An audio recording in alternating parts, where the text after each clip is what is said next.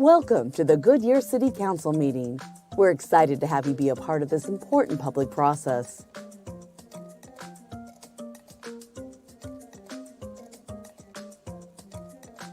Tonight, you will have the opportunity to address City Council on both non-agenda and agenda items. The agendas and the speaker request cards are located on the tables outside of council chambers. You must fill out a speaker card in order to address the City Council. Please hand in your completed card to the City Clerk before the start of the meeting. If the meeting has already begun, please hand it to any city staff. You may also check the "I do not wish to speak" option on the card. This allows you to still voice your opinion on an item on the record without having to speak. Public comment on a non-agenda item will take place during the citizen comment portion of the evening. These are items that don't appear on tonight's formal agenda. The City Clerk will call your name when it's time for you to speak. At that time, please approach the podium and state your name for the record.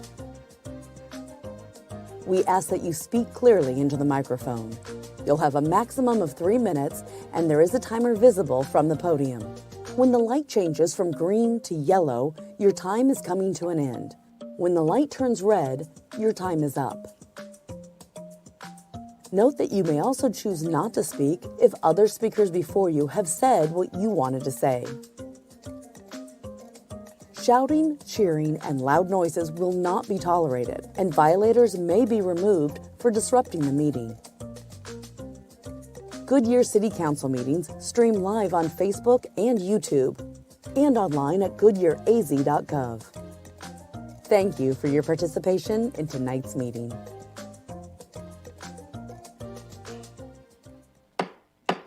I'd like to call to order the regular meeting, May 24th, 2021. Please join Councilmember Campbell in the Pledge of Allegiance and invocation.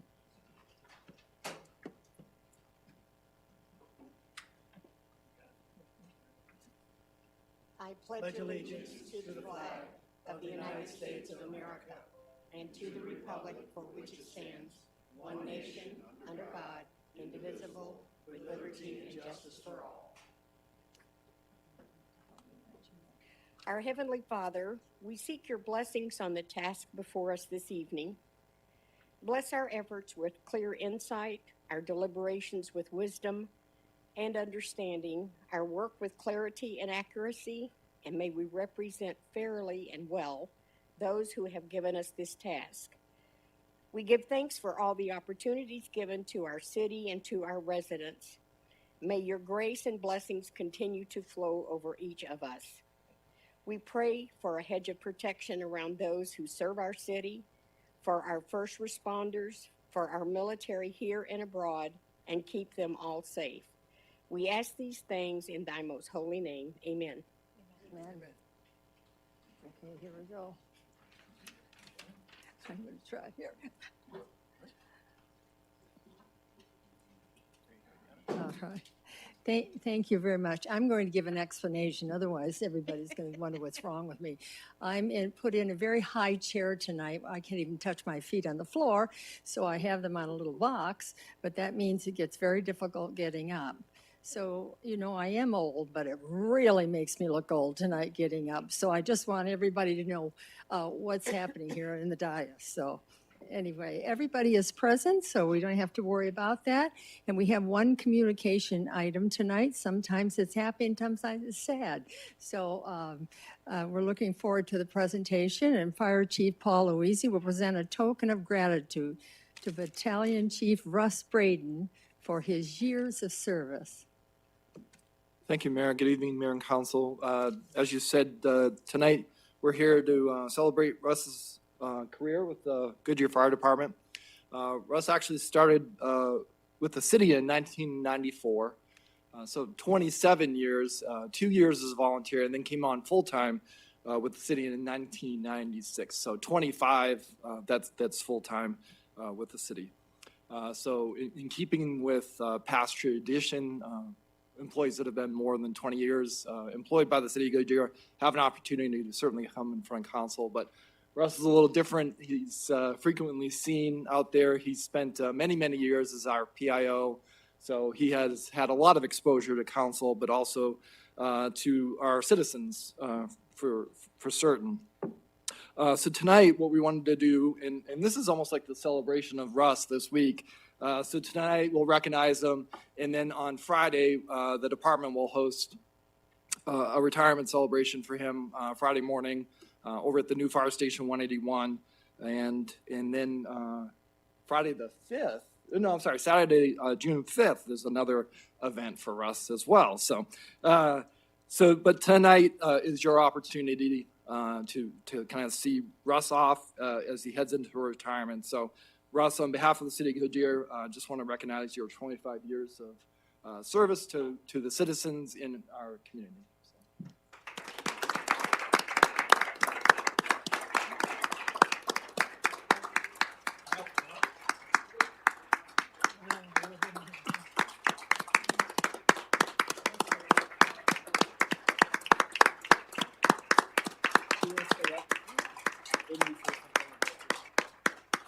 I will thank, I would like to state, Vice Mayor Bill Stipp, one of my longtime mentors. For my what? Longtime mentors. Yeah, we do. So we do have a quick video to show you. So Shane's going to run that for us real quick. I told him to keep it short.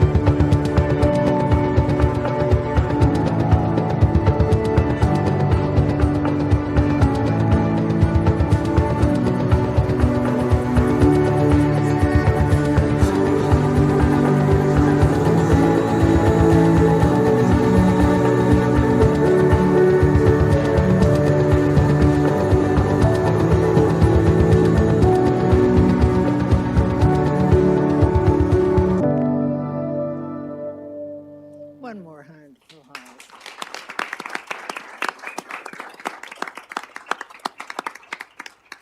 Thank you. Just stay right where you are, 'cause I'm sure there's going to be some comments. I'm going to start out with Bill. Russ, this is a weird moment for me. I was thinking about this night, and obviously now these weeks of going away parties for you. But I think you and I worked together on. I want to say we were on shift together, maybe with the exception of the first year that I was with Goodyear Fire. I think we were together every year after until I retired. There are not enough words to describe what an awesome individual Russ Braden is, and what he has meant to the organization in Goodyear Fire and to the fire service. Russ was nothing but professional and always a great sounding board, and I loved every minute of working with you, and I look forward to being a retiree with you now and seeing what kind of mischief we can get into here in the future. So I look forward to many, many lunches and time together, and I'll see you Friday, and I'll see you a week from Saturday. Perfect, thank you. Sherry? I just want to thank you for all you've done for our city for over a quarter century. That's amazing. Well, that wasn't nice. You're not old. You're just starting the next chapter of your life. So I don't know, like what Bill was saying, what words do you say for someone who's dedicated so much of their life to the rest of the citizens and the other peoples? And so thank you. And God bless you and God bless your next chapter in your life. You are leaving a big hole and big shoes to fill. So we wish you the best. Thank you for all you've done. Joe? Hey, Russ, it's been an honor working with you, especially as the budget manager many years ago on the other side, and then on this side of Ben's helping you into the career. We're going to miss you, and just find something to do in retirement because it's sitting around. You're going to find something, I'm sure, and just stay away from the vice mayor. He'll get you in trouble somewhere, I'm sure. So again, congratulations. Good luck on your retirement. Laura? Well, I haven't worked with you, but a public sector career is a good thing, and a public safety career is a remarkable thing. And I think it's just well and dignified to honor you for an honorable career. And I just want to say, well done, good and faithful servant. You've done well. You've run your race, and you finished well. Anybody else on council? Councilman Campbell? Well, Russ, I think you're amazing. I've always said that, but you're just the person I would like to go to for the PIO because you'd tell me the scoop and give me what's going on. I don't know if it was true or not, but it sounded so great. I believed every word you told me. But we're so happy for you, really. You've given so much of your life in service to this city, and all of our residents are so grateful for your perseverance, for your service, and for your loyalty to us. And we just wish you the very best in retirement and enjoy every single day. You've earned it. Councilman Hampton? Yeah, I just want to say, follow up. Thank you so much for your service. It means a lot to the city and the people and everybody that you've trained and left your legacy here at the city as well. So you'll definitely be missed. So I'm very excited for your next chapter and enjoying retirement. And I think it'll be really fun for you. So looking forward to it. And thank you so much for your service. Well, I met you very early on in 2005 when I got elected, and I've watched you through the years, and you have a very special personality and warmth about you, and so I know your retirement's going to be very successful. You may not be without work. You are the type that people want you around them, and you know a great deal. And with the times the way they are, and such a focus on safety and happiness, and which there isn't a lot of it around, and so you're the one that's going to rejuvenate everybody. I know that, but I'm not sure you'll get out of the household. Who knows? You may have honeydew things to do. So I understand that. But thank you for your service. And like everybody said, you were very special, and you deserve to have this retirement. So congratulations. Thank you.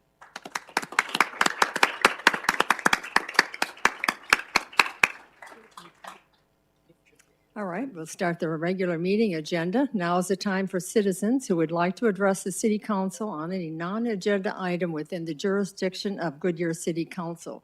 Are there any speaker cards? No, Mayor. All right, does anyone in the audience want to speak? All right, then we'll continue on. So will the city clerk please read consent agenda items 2 through 14 by title only? Number 2, approval of minutes. Number 3, approve fiscal year 2021 budget transfers and associated authorization to expend funds for reimbursement projects. Number 4, adopt resolution number 2021-2158, designating the chief fiscal officer for officially submitting the fiscal year 2022 expenditure limitation report to the Arizona Auditor General. Number 5, authorize the fiscal year 2022 listed expenditures in excess of $500,000. Number 6, approve expenditure of funds in the amount of $1,300,000 for the rehabilitation of the original 2.0 million gallon reservoir at Site 12. Number 7, approve and authorize execution of the Second Amendment to the Effluent Discharge Agreement with the Buckeye Water Conservation and Drainage District. Number 8, adopt resolution number 2021-2163, adopting an amendment to the Parks, Recreation, Trails, and Open Space Master Plan of July 2014. Number 9, adopt resolution number 2021-2162, authorizing the appeal of the authorization to discharge under the Arizona Pollutant Discharge Elimination System permit issued by ADEQ and the retention of outside counsel, addressing funding of appeal and providing authorization and direction. Number 10, accept 3 water line, fiber line, and access easements and 1 water line and access easement from NNP 3 Estrella Mountain Ranch LLC, a Delaware limited liability company. Number 11, authorize the execution of a utility easement to Arizona Public Service Company for the surface water treatment facility located southwest of MC 85 and Estrella Parkway. Number 12, adopt resolution number 2021-2159, approving the First Amendment to the 2020 Development Agreement for Phoenix 70, directing the city manager to execute the First Amendment document authorizing actions and providing for an effective date. Number 13, approve the final plat for Phoenix 70, PB 303, subject to stipulations. Number 14, approve the preliminary plat for Silva Trails at West Goodyear, subdividing approximately 138.81 acres into 616 lots and 57 tracts, subject to stipulations. Thank you. Does council, does anyone on the council wish to remove an item from this consent agenda? Then I can have a motion, a second, to approve items 2 through 14. Do I hear that motion? So moved. Second. I heard a motion from Vice Mayor Stipp and a second from Councilman Campbell. Roll call vote, please. Vice Mayor Stipp? Aye. Councilmember Loretano? Aye. Councilmember Campbell? Aye. Councilmember Hampton? Aye. Councilmember Kano? Aye. Councilmember Pizzillo? Aye. Mayor Lord? Aye. The motion carries. All right, this evening we have 2 public hearings on the agenda. The first public hearing item is on number 15. Item is View 10 Business Center Rezone. Open for public hearing. This item will, this item will continue on June 21st, 2021. The next public hearing is to consider a rezone approximately 13.45 access from agriculture urban AU to MF-12 for Innovation Villas on Saraville. Open the public hearing. Good evening. Please introduce yourself.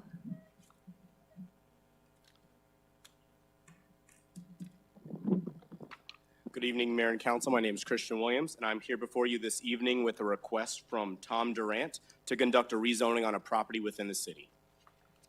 The property is located in central Goodyear and is approximately 13.45 acres. It is located north of the northwest corner of Saraville Avenue and Yuma Road, and this property is currently zoned agricultural urban, or AU. So for reference, it's right here in this red L-shaped area. As it relates to the general plan land uses, the project falls in the neighborhoods area, and that was approved with the 2014 general plan voter authorized plan that happened in 2014.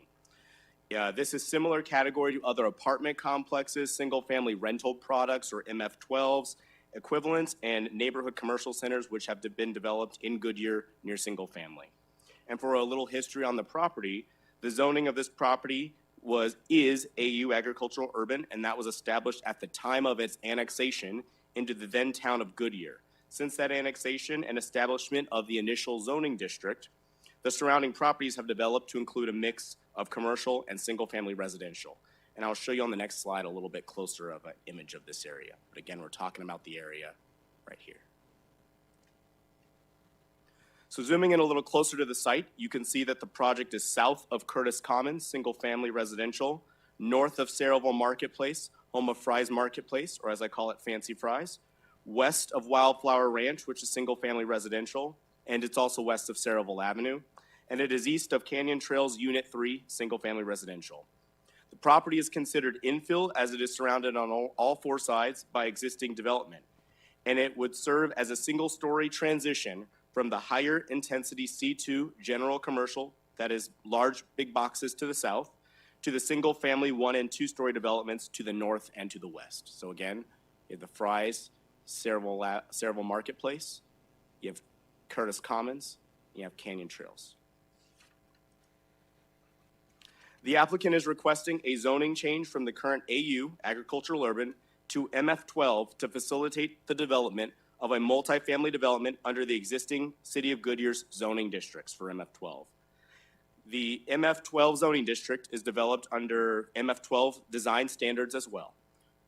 Those standards and design guidelines have been updated within the last year to address compatibility, setbacks, and aesthetics with adjacent properties, as well as incorporated enhanced design guidelines.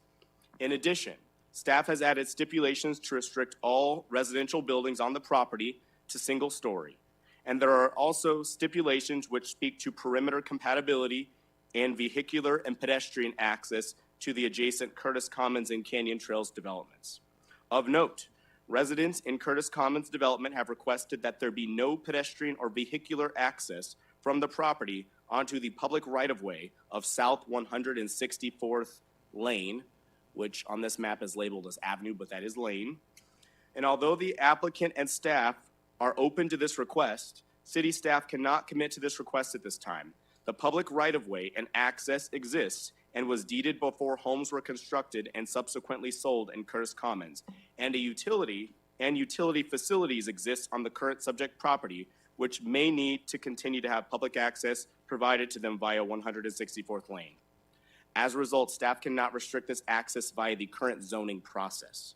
However, the proposed zoning includes a stipulation that would allow for the construction of a wall that would prevent access subject to a determination by the city engineer or his designee that there is no need for such access, and the access would not be for general vehicular ingress and egress from the site. To be clear, a wall can be constructed along 164th if the city engineer determines access is not required. If access is required solely for the RID, this could likely include the construction of a gate that can be accessed by the Roosevelt Irrigation District. Additional stipulations to highlight include that the existing wooden slat fence located on the western boundary of this project, so right here, shall be removed and replaced with decorative gates at Hadley Street. And if Hadley Street shall be restricted to Goodyear emergency services for secondary access only, and will have gated pedestrian access to the public sidewalk. Additionally, the fences that are wooden slatted shall be removed and replaced with a CMU wall on the Canyon Trails side that matches the color, height, and character of that existing wall. Perimeter units adjacent to Saraville Marketplace Neighborhood Commercial Center may maintain a 10-foot building separation. And if the walls are permitted along 164th Lane, the walls shall be a partial view fence or full view fence that is the same height as the adjacent walls. Any walls that are constructed along the northern property line adjacent to open space and retention along Saraville Avenue, adjacent to Curtis Commons, shall be view fencing. And of note, double stacking of walls adjacent to existing Curtis Commons walls is already prohibited via our wall standards. A minimum of one evergreen tree shall be installed within the rear units of any private yard that is on the north property adjacent to Curtis Commons. And these trees shall be continually maintained and replaced by the developer. And there are additional provisions for the cost recovery and construction-related items for Saraville Avenue improvements. As you're aware, the city has a CIP project that will be commencing for Saraville Avenue. For an update, at the Planning and Zoning Commission meeting, 4 residents spoke in opposition to the proposal, and a letter signed by 51 signatories, some of which reside within the same household, was received, which included a list of concerns and requests. Some of those include existing wall conditions and future maintenance, stormwater runoff, existing and future access conditions along 164th Lane, and additional comments from the public, including general concerns about multifamily and property values, and the potential for parking near single-family homes, particularly homes along the western end.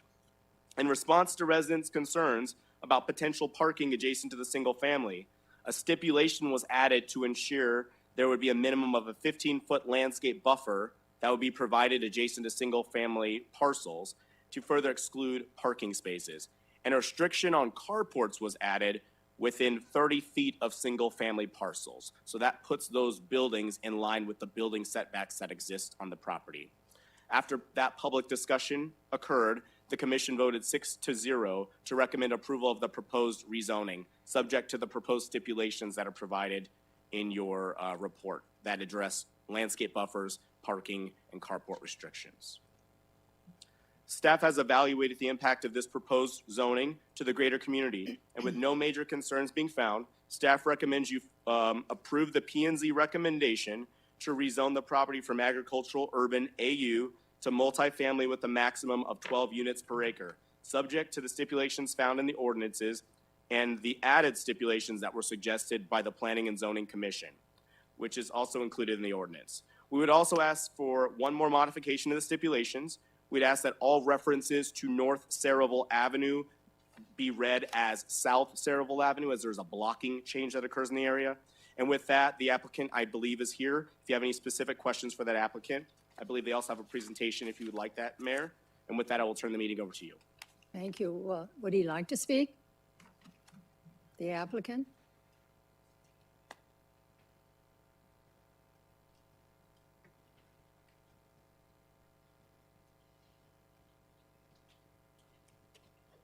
Good evening, Madam Mayor and members of the City Council. My name is Ron Smith. I reside at 18440 North 68th Street in Phoenix. I'm here representing Innovation Villas on Saraville LLC. With me tonight is Tom Durand. He's with ALBA Architects and Planners, and I'll have him, if it pleases the commission, make a quick presentation on the particular project, and then I'll have some final comments. Thank you.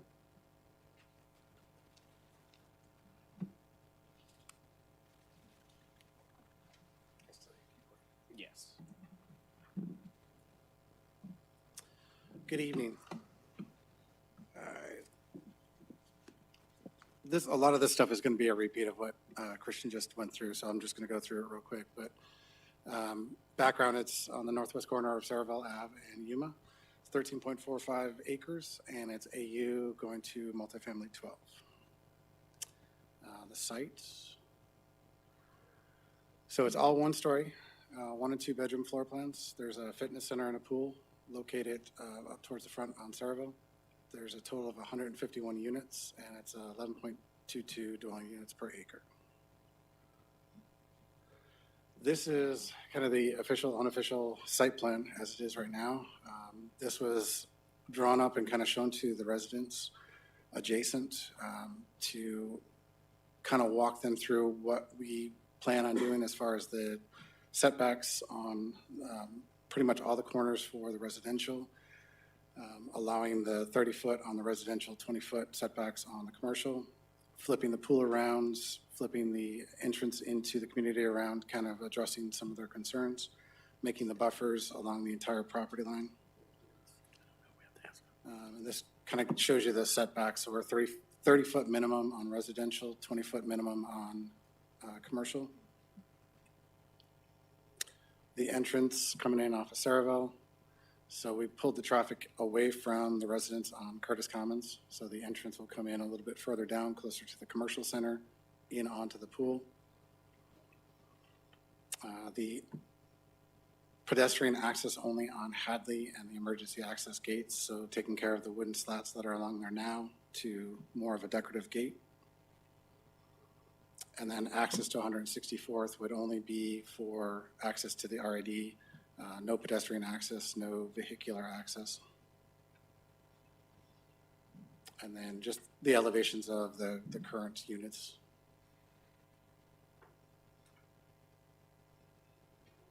I won't go through that. So at the neighborhood meeting, we had a voluntary neighborhood meeting that we showed them the site plan.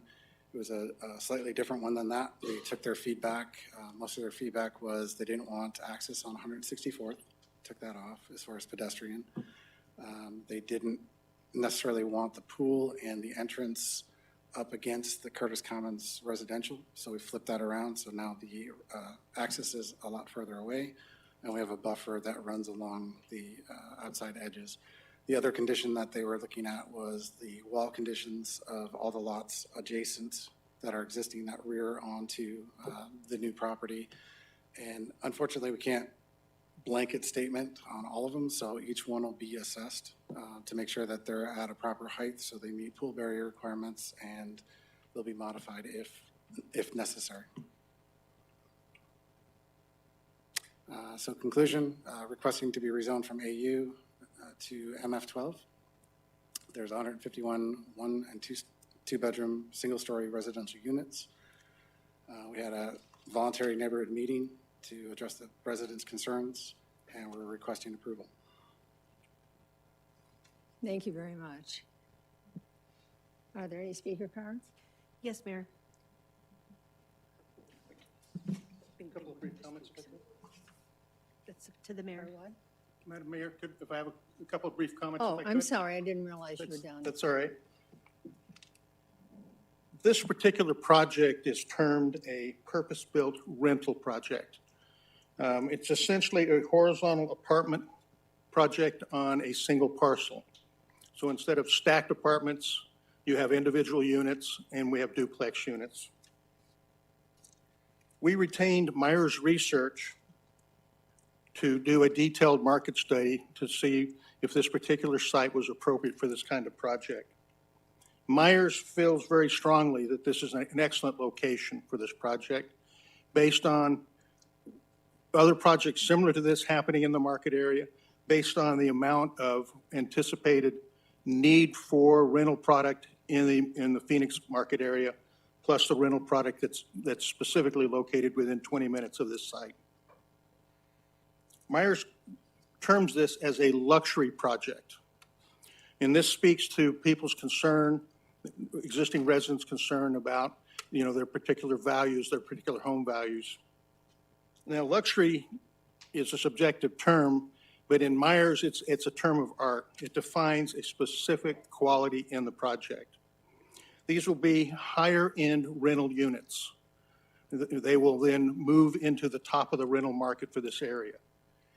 They will include a luxury package, which included upgrade kitchen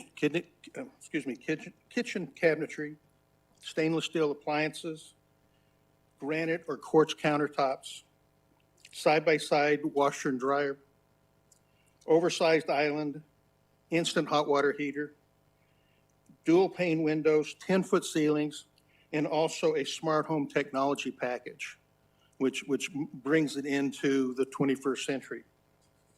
The other element that's really important to understand is this will be managed by a quality management company whose primary responsibility is to take care of the residents. Secondary responsibility is to us, the owners, to take care of our property. So this property will be maintained at a very, very high level. And it's driven by the fact that it's a very expensive asset. These are not cheap units. They are quality units, probably in the order of over $300,000 per unit is what the actual cost for these projects will be. Let me rephrase that. $220,000 per unit. Their value will be in the order of over $300,000. So that gives you a sense of what we're trying to accomplish with this project. I believe there are 2 other communities like this in the area. I'm not sure if they're actually in Goodyear, but you've had some experience with this type of product in and around the vicinity of this area. So with that, we respectfully request your approval of our proposal. Thank you very Thank you. much. City Clerk, before you read the cards, let me just explain this about the. Each speaker tonight is limited to 3 minutes. The yellow light will let you know when you have 20 seconds left to speak. Before you begin to speak, identify yourself by clearly stating for the record your name and if you are a Goodyear resident. Go ahead and call the names out. Dana Kirakofi.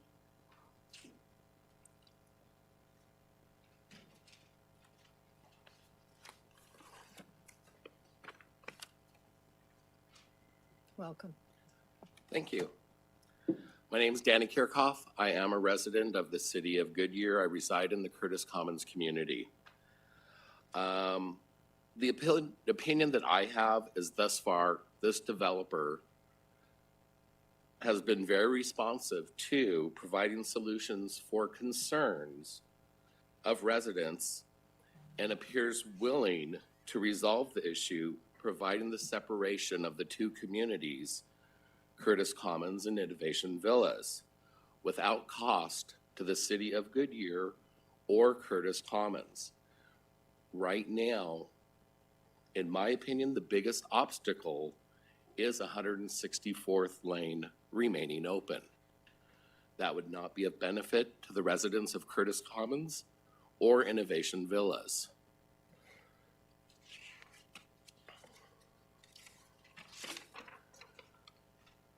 Additionally, it's my belief that the right-of-way for 164th lane was granted and included in the final plat of Curtis Commons for the purpose of providing access to the one single-family home in the property now requesting rezoning.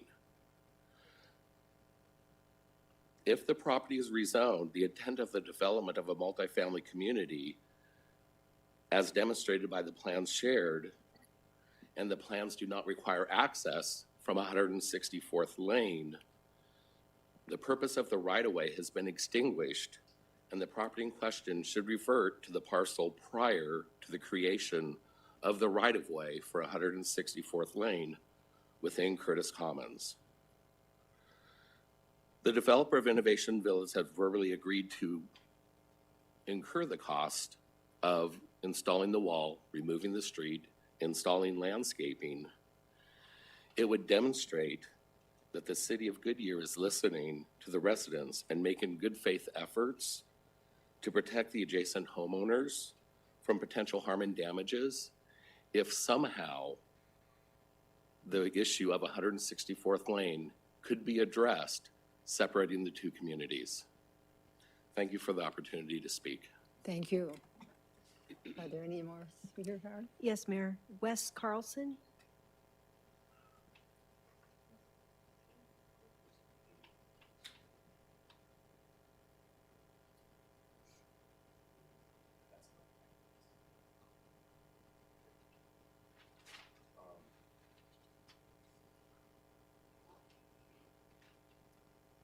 My name is Wes Carlson. Welcome. And I've got a lot of concerns. I was at the planning meeting week and a half ago, and I've talked to a lot of neighbors in our area. I live in Canyon Trails, and we're on the west side of this development. And everybody I've talked to is opposed to this. They want to leave it an agricultural addendum. There's 151 units in this property, which equals out to 488 people. So, in other words, we're talking 300 cars, okay? So, these cars are going to be coming in the morning, late at night, probably anywhere from 6 o'clock till 1 a.m. in the morning. Very concerned about that. It's a very quiet neighborhood. The last meeting we had, there was going to be carports within 10 feet of my property. And there was addendum to that to set it back 15 feet and eliminate all the carports. And I want that to be in place. And I would like the 15-foot to be actually extended to 25 feet. And 25 feet is probably from this desk here to that wall. That's not very far. I've got a tape measure, and I can measure it out for you right here and now. Also, how close is this new building project? How close are the buildings? Are they 6 feet apart from each other? 8 feet apart? I mean, I don't know. And how tall are these buildings? If they're going to have a 10-foot ceiling inside of the complex, the roof line on the top has got to be about 25 feet, if I'm not mistaken, right? And it's been brought up today about property values. If my property goes down 10%, that's $40,000. Is the developer going to reimburse me, or is the city of Goodyear going to reimburse me for that $40,000? If it goes down 20%, that's $80,000. I'm not going to get any money for that. This whole thing is just a nightmare to me. It's glorified apartments is all it is, and they're so close together.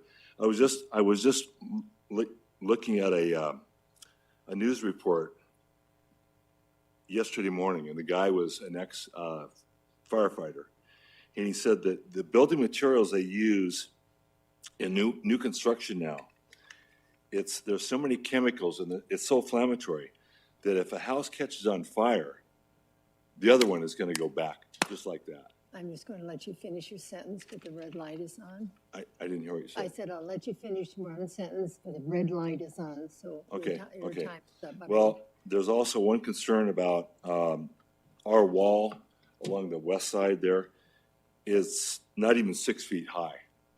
So when they build all these structures, I can look right at them.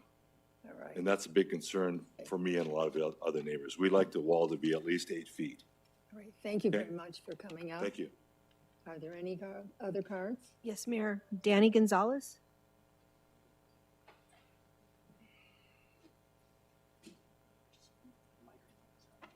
Hello, good evening. My name is Danny Gonzalez, and I reside in Canyon Trails. Our house is at the end of Halley Street. Our house runs north to south. So our side wall is the western wall of the new development. And same as west, my issue concern is the height of the wall. It's pretty short. I'm not a tall guy, and the wall comes up to here. I could clearly see over, and I'm sure new residents will be able to see in just as well. As besides a privacy issue, it's also a safety issue concern. I mean, anybody could scale that wall easily. And on top of that, a selling issue. I mean, with the short wall, it could potentially discourage, potential buyers. So, like Wes said, I mean, we would like to have a taller wall, at least 8 feet, or I don't know what it's got to be, but something taller. And that's all I got. Thank you. Thank you. Any other? No, Mayor. All right, I'm going to close the public hearing. Will the city clerk please read resolution number 2021-2147 by title only? Adopt resolution number 2021-2147 declaring as public records those certain documents filed with the city clerk entitled Official Supplementary Zoning Map number 20-08, City of Goodyear, Arizona, rezone case and legal description Innovation Villas on Saraville. Thank you. Can I have a motion, a second, to approve resolution 2021-2147? Do I hear that motion? So moved. Second. I heard a motion by Councilman Kano and a second by Councilman Loretano. Open for council discussion. Councilman Bazillo? Christian, your question.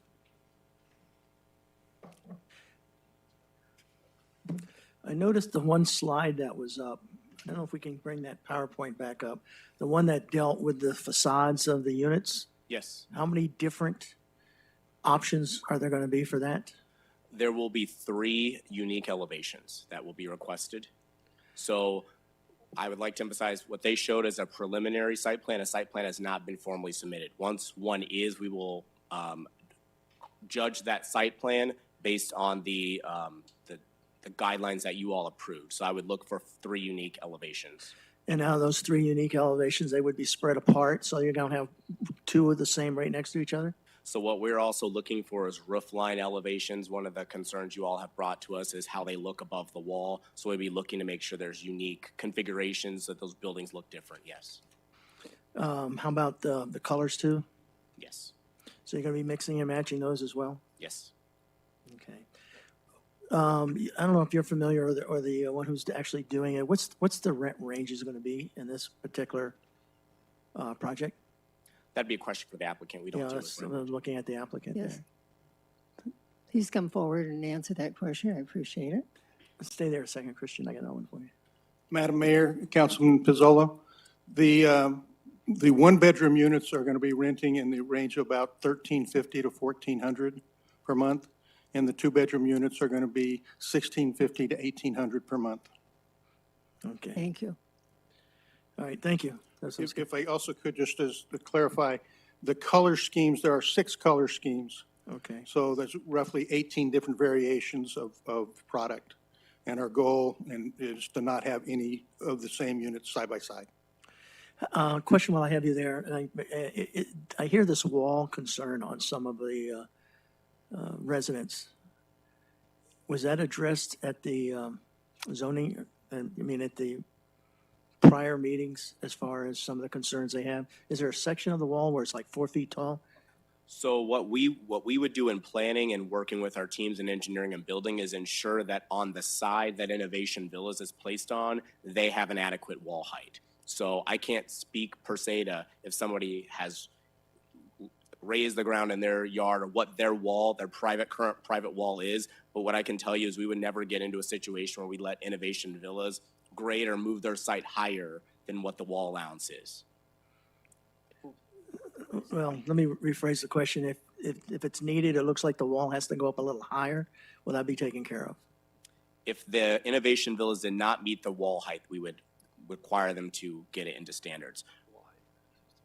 I'm not sure. Can I help you? What's the wall Go height? ahead. Can I help you? Yeah.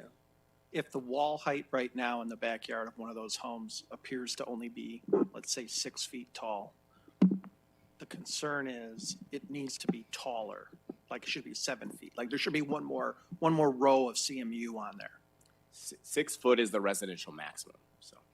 But what we Christopher, would would you require like to- on their side is if they have a landscape Grade buffer, lower. for example, they would need to, between single-family residential, plant a certain amount of trees. That's what we would require. So that 15-foot landscape buffer would require every other tree to be a 24-inch box tree, and there would need to be 20 feet off-center from one another.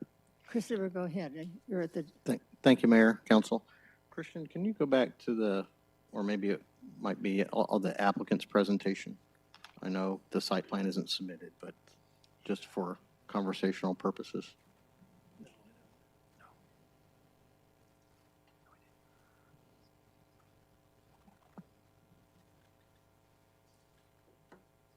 Thank you. So, Mayor, Council, if I can elaborate just a little bit on what Christian was indicating with regard to the wall concern. We would not permit a double wall scenario where the existing wall from Canyon Trails or Curtis Commons on the north side. The development that's proposed tonight would not have a wall that goes right up next to it. That has to be separated by 20 feet because the experience where that has occurred in the city where they are close is it turns into a maintenance nightmare. It becomes weedy, filled with debris. It can also be a safety concern if a child got back in there and was not able to get back out. So there's lots of concerns. So walls have to be at least 20 feet away. So that's number one. Number two is we hear the concern of the residents about the height of their existing wall. And as Christian pointed out, we don't know what happened on their side. They might have filled if they had a pool or something of that nature. But we also cannot stipulate that this project add another course or two of block on that existing wall because first of all, we would need to do a structural study to ensure that the footing is capable of supporting the additional wind load and the weight. So tonight I would just we hear the concern of the residents, don't get me wrong, but I'm not sure it would be appropriate because we don't have all of the information to say, would you please add another course or block on top of the residence wall? That's something that really needs to be evaluated and studied. Conversely, additionally, I would also point out that on the west side of the image that's on the screen right now, adjacent to Canyon Trails, as Christian pointed out, the Planning Commission added the additional stipulation, and there are there's no units there, so there would be no wall. It's open parking all the way to that first row. Christian, can you move that's open parking all the way from there to where the colored rectangles are. Those are the units. So all that, there would be no reason or need for a wall there. I would imagine that the developer would not propose a wall there. And on the north side, Christian, can you go to like units 1, 11, 12, 14? They would simply tie into the existing or come up close to tying into the existing wall of Curtis Commons. So I hope that provides a little bit of additional Let me just clarification for you. are we clear in the wall? I don't mean if you don't like it or like it. I just want to know that you're clear on how it's being built. All right, Brandon?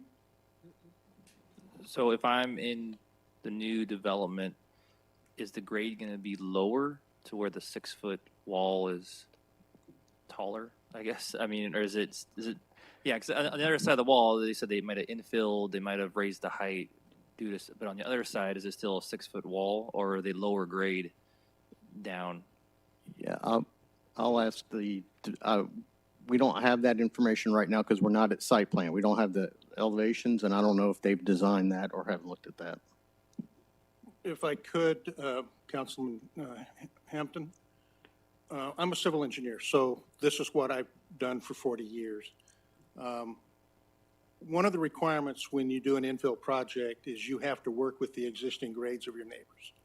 We don't have the ability to raise our site up against their wall, nor do we have the ability to lower our site up against their wall, all right, without actually replacing the wall. Yeah. So what we do is we work with their existing grades, and our wall would be 6 feet above the existing grades that are on the outside, roughly within 6 inches. You know, and you know, our goal would be to not have a lower wall than they have, but probably if they have a 4-foot wall and we're matching their grade, we will end up with a 6-foot wall. On your side? On our, well, it'll be 6 foot, the grades will match, it'll be 6 feet on both sides. Yeah. Yeah. We don't create more underneath wall. But just for clarity, we're not talking about destroying the existing wall and you constructing another one. It's just matching the grades. We will be working with the existing, with the residents, our neighbors, to facilitate what we do with that wall. We'll also be entering into agreements with the individual neighbors as well as the association for maintenance of that wall. So because that'll end up being, those existing walls, whether we replace them with a new wall or we work with keep the existing wall in place, we will be responsible for 50% of the maintenance. That will become essentially our property wall as well. So we'll coordinate whatever we do with those walls with those neighbors. Okay. Yeah, I mean, I saw the pictures that they sent as well, and it looked pretty short from their end.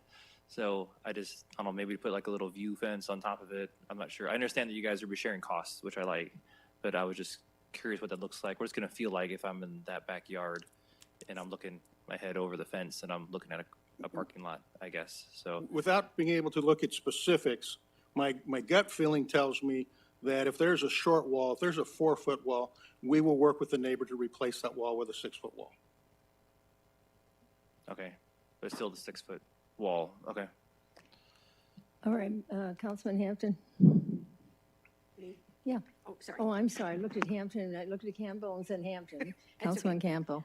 I coming have a back to question, but don't leave, The please, habit for I have. Christian, and it may be for you.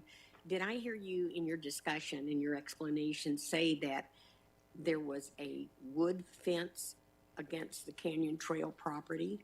Yes, let me kind of try to highlight where this is. Right now, can you see where my cursor is here? Where? Right here. Do you see Oh, this? yes, sorry, yeah. See this cursor? So approximately midway in this person's yard on the boundary of their parcel, there's a wooden fence that runs to the home across the street. So it's like there's like metal posts and wood slats in between it that run the entire length of this. So what is stipulated is that where the street is, the developer will build a decorative emergency ingress-egress gate. The bottom 3 feet of that will need to be decorative if there's parking, which they believe they are gonna have parking across from it, so we don't want a parking lot view. So they'll have at least 3 feet of decorative wrought iron to kind of conceal that, which goes with our screening standards, if you will. But there would still be wooden slatted fences south and north of that sidewalk. So the developer would need to fill that in with a CMU block concrete masonry unit wall, and they would need to go on the Canyon Trail side and paint it. We don't want a gray wall that's not painted next to the existing brown wall. So they're gonna need to go on the outside and paint it to match the existing on the Canyon Trail. So eventually, what you have is it feels finished from the Canyon Trail side, because right now there's just slatted wooden fences. And is the entire length of this property fenced in some way, or is it open? There will be fencing. The plan is that there will be a CM. Now, Christian, Now? not what's being planned. What is it now? Slatted fencing that has some gates. Just those two areas, not the whole length. The whole length is Oh, the whole actually a length. slatted wooden fence that 4 goes feet from high, huh? approximately from this corner right here of this lot, midway through this person's front yard. So the plan is that effectively right here to here, it becomes CMU wall to match what they have on their sidewall. Here, there's a pedestrian gate. Then you have the secondary vehicular gate. And then where there's no landscaping, you have landscaping, CMU, and then a pedestrian gate. Okay, thank you. Councilman Kano? Christian, we've been doing a lot of rezoning MF24, and this is MF12. Can you just tell us what the difference is between the two? Sure. MF12 would traditionally be more of a garden-style apartment. So if you can picture those, it's 24 units maximum per acre, effectively. Those would be those 3-story or 2- and 3-story apartments with the stairwells about 3 stories or 2 stories in height, and they don't have private yards. They'd have patios and then open space. And MF12 is more like a cluster community, if you will. So that's those, typically they are 1 story. This one again is going to be stipulated to 1 story, but it's those 1-story products with a 10 to 30 foot wide backyard, and that counts as the part of the community open space. And then you'll have a community center, typically with a resort style pool, if you will. So typically what we've seen as a transgression of this in Goodyear is they're 1-story buildings that are across the site. So there'll either be 2 1-bedrooms connected or 2- and 3-bedroom units that are separated. That's what those look like here in Goodyear. Great. And these also have yards attached to them, private yards attached? Yes. So and those are relatively defined in the guidelines that you all have approved to enhance these products. But typically what you'll see is a private yard. On the perimeter units that are adjacent to single family, you'll see 30-foot wide yards typically, because there's a 30-foot building setback from existing single family. So that's what you'll see there. Typically in the internal units, you'll see probably a 10 to 15 to 20-foot wide yard. And who's responsible for the maintenance of those yards in terms of weeds and upkeep? So that would be a property management company determination, whether I've seen some of the communities where they make the individuals in those yards pull the weeds, or they can request a maintenance request, if you will. But the ultimate ownership of those yards is the property management company. Since I've been on council, certainly the most difficult issues are any kind of zoning changes to vacant land. And the truth is, it appears that the developers worked very intensely with the neighborhoods, has listened to the concerns, has made a lot of concessions, and the stipulations to this that have been made are all very sound. I think this is a good infill project. I believe that you also have an invested interest in the wall, which seems to be a major concern. So I appreciate the work that you've been doing and your care and concern for the residents. Councilman Lauritano? Thank you very much. I just have a couple questions about, back to the wall. I guess the concern here is we don't want people being able to peek over. You know, that's the concern, because if you're in your backyard, you want the privacy. You don't want, however the grading is, and I'm not a civil engineer, but however the grading is, we want to make sure that it's not something where someone can just walk over and tippy toe and see into the yards of the existing residents. And so I like what Brandon said, if it means put a little view fencing above it or something, or work with them, I do appreciate that. I think that's one of the big sticking points here, is we want to make sure that the current residents, it's a very good project. I like your project. I just want to make sure that the current residents don't find themselves, you know, people peeking over, people, you know, so if we can work with that. And I know that's something that as it goes up, we have to check the grading and everything. So please keep that in mind. The other question is 164th Lane. With that one, my understanding from what was presented is we're waiting to see if the RID needs access, right? That's the only sticking point? Christian? It's any utility. We need to verify which utilities have easements and access requirements for that roadway. Now, if they don't need access, then we can close that off, correct? Yes, the stipulation would provide for that. And would the stipulation then provide, if we close that off, that we would landscape it so that the residents don't have this dead road going to nowhere, which it always looks kind of weird in neighborhoods? So I'm going to start, and then I might have the attorney help, but there's state laws about how we close off roadways and how we, if we are to abandon a roadway, how that would take place. So that's not in this zoning process. Okay, so that is something that there is ways to take care of that. Because I don't want it to be, my concern is there's a couple in Estrella Vista that when they added different developments. There's like a wall there, and so if you drive down, it just looks like someone just stuck a wall in the middle of a road. So if that does get closed up, we want to make sure it's landscaped. I think that's really important, to make sure the residents have a visual, a nice visual. The other thing is if there needs to be utility easement, we might want to look at that as well to say, okay, does it have to be a road? Is there the gravel road that I know in some areas we use that looks more if they aren't in there all the time? So I would like you to consider that and work with the landscaping. That would be my big issue. Madam Mayor, could I respond to that? Yes, you Just may. for some clarity. Councilmember Loretano, there is an RID canal underground along 164th currently. So it's not in 164th, it's adjacent to 164th. That easement will continue across our property. The canal that's on our property, we will underground it. We will convert the right-of-way. We will purchase the right-of-way from the RID, and we will give them an easement in return. So there will need to be access to that easement across our property.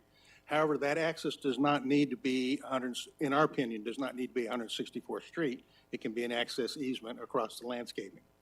It is our intention, and we've committed, as long as staff gets comfortable with it, we've committed to remove 164th Street, purchase the right-of-way if that's the appropriate thing, and dedicate it to the homeowners association.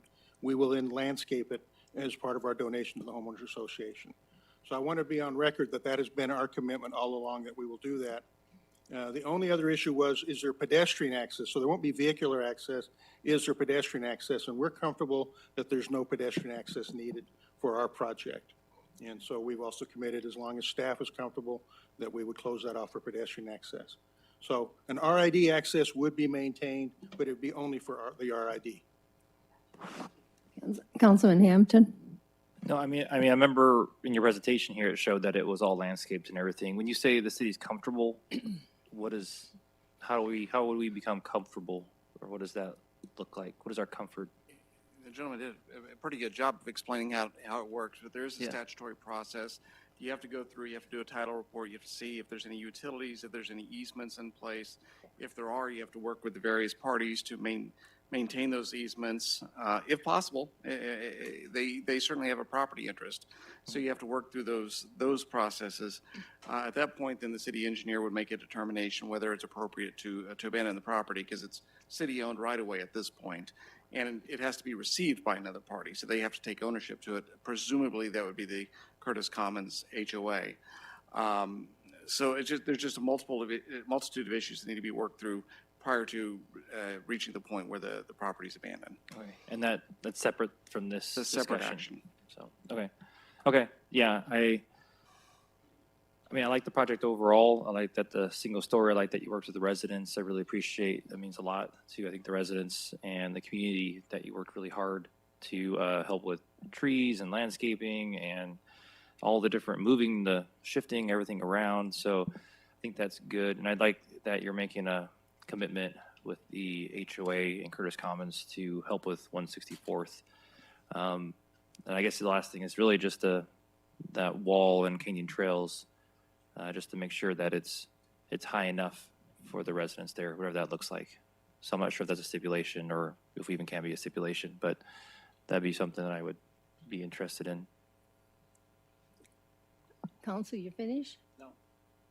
All right, Councilman Stiff, Okay, Vice Mayor Stiff. that's fine. So I'm watching those guys confer. I'll go to my other question then.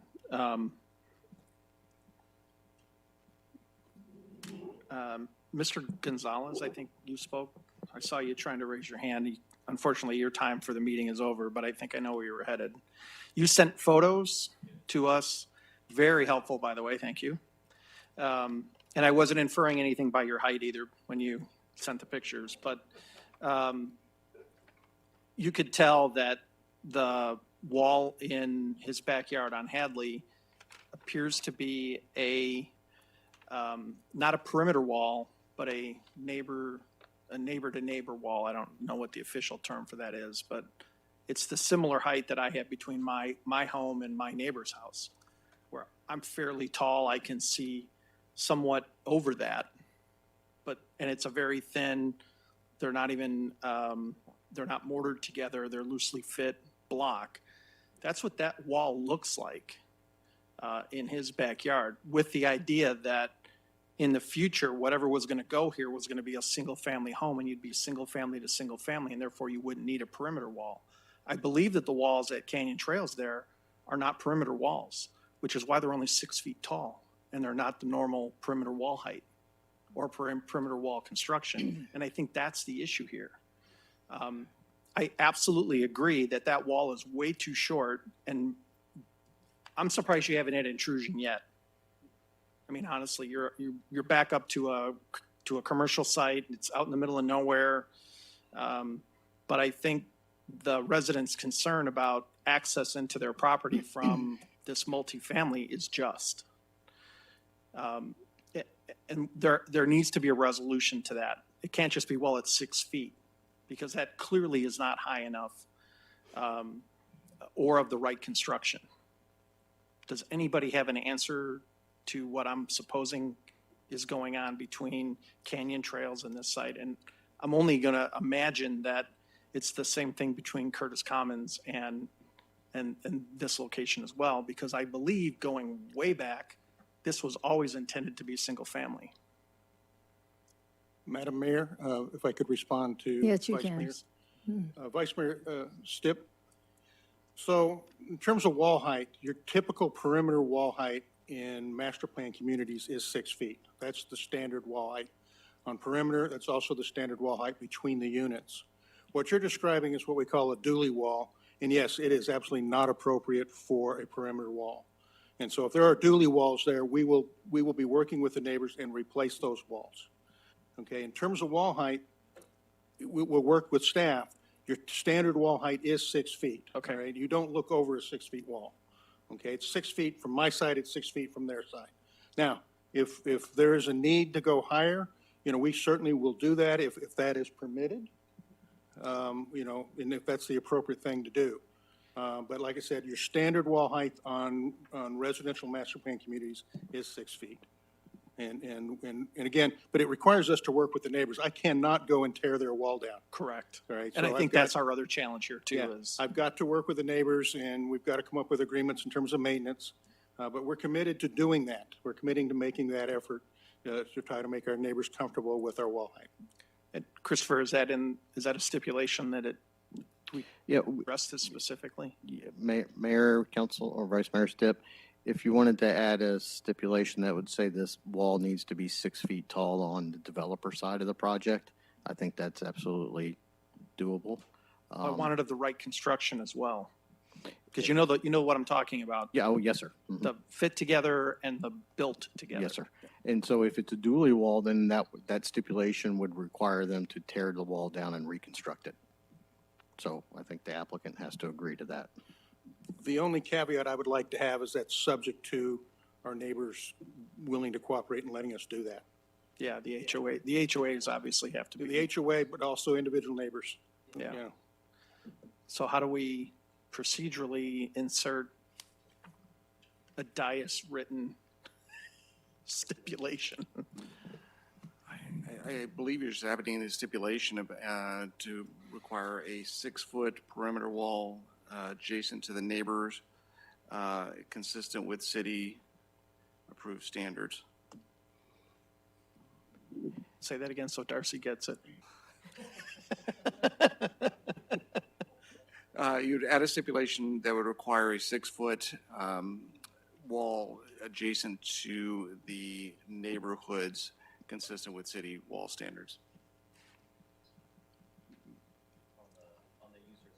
Oh, good suggestion. Christopher said with the height measured on the Innovation Villa side.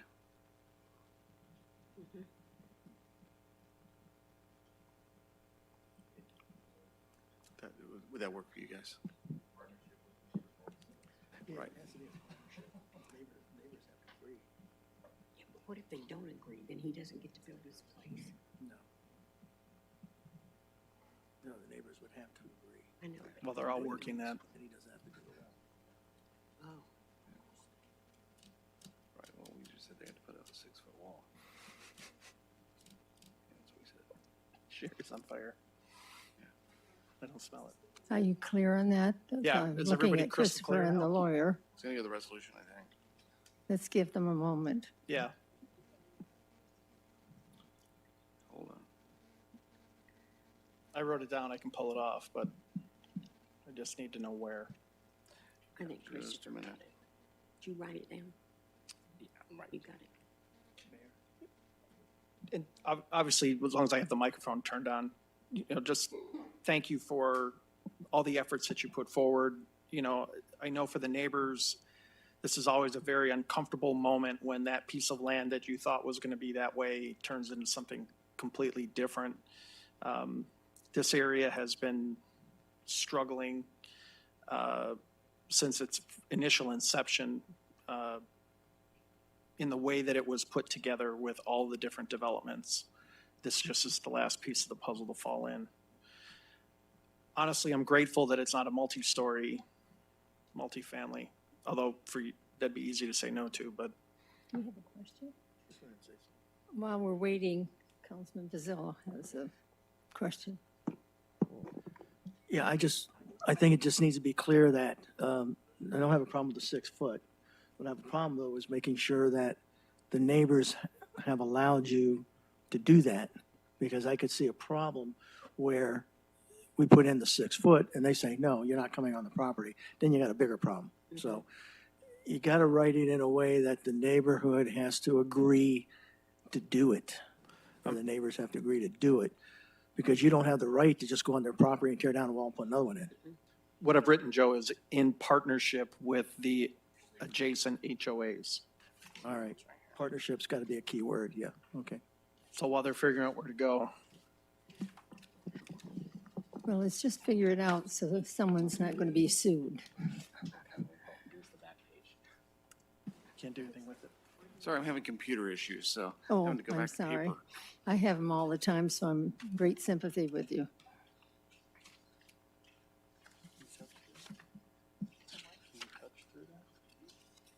Okay. Mine's too thick. This is gonna be the ordinance. Yeah, it's gonna go to the ordinance. It'll be on the ordinance one? Yeah, add it to the ordinance stipulation. Okay, which one did we just do? You just did the resolution. Okay, so we've got the motion and the second for the resolution, and that one we can vote on, and then it's the second one. Not yet. I have an opinion. No, but Yeah. following that, it's Yeah. the second item. Are we having to do, This amendment is on the second item, not on oh, this. not on the first item. Okay. So I'm all done. First of all, I was in the business, and I have never had a developer owner come before us or come before me and be as thoughtful to a neighborhood. That's right. The neighborhood doesn't realize that it's not going to lower their value. It's going to raise their value. We have that all the time. People come up. I've had it from Pebble Creek when they put the single-family rentals. Everybody was up in arms, said, I can't sell my house, I can't do anything. Well, then we've had taxes come to us now, so they've seen that didn't happen, okay? And so it's hard for them, but if it's a bare piece of land, when you buy something, you cannot depend on what it's going to be. It's just the process.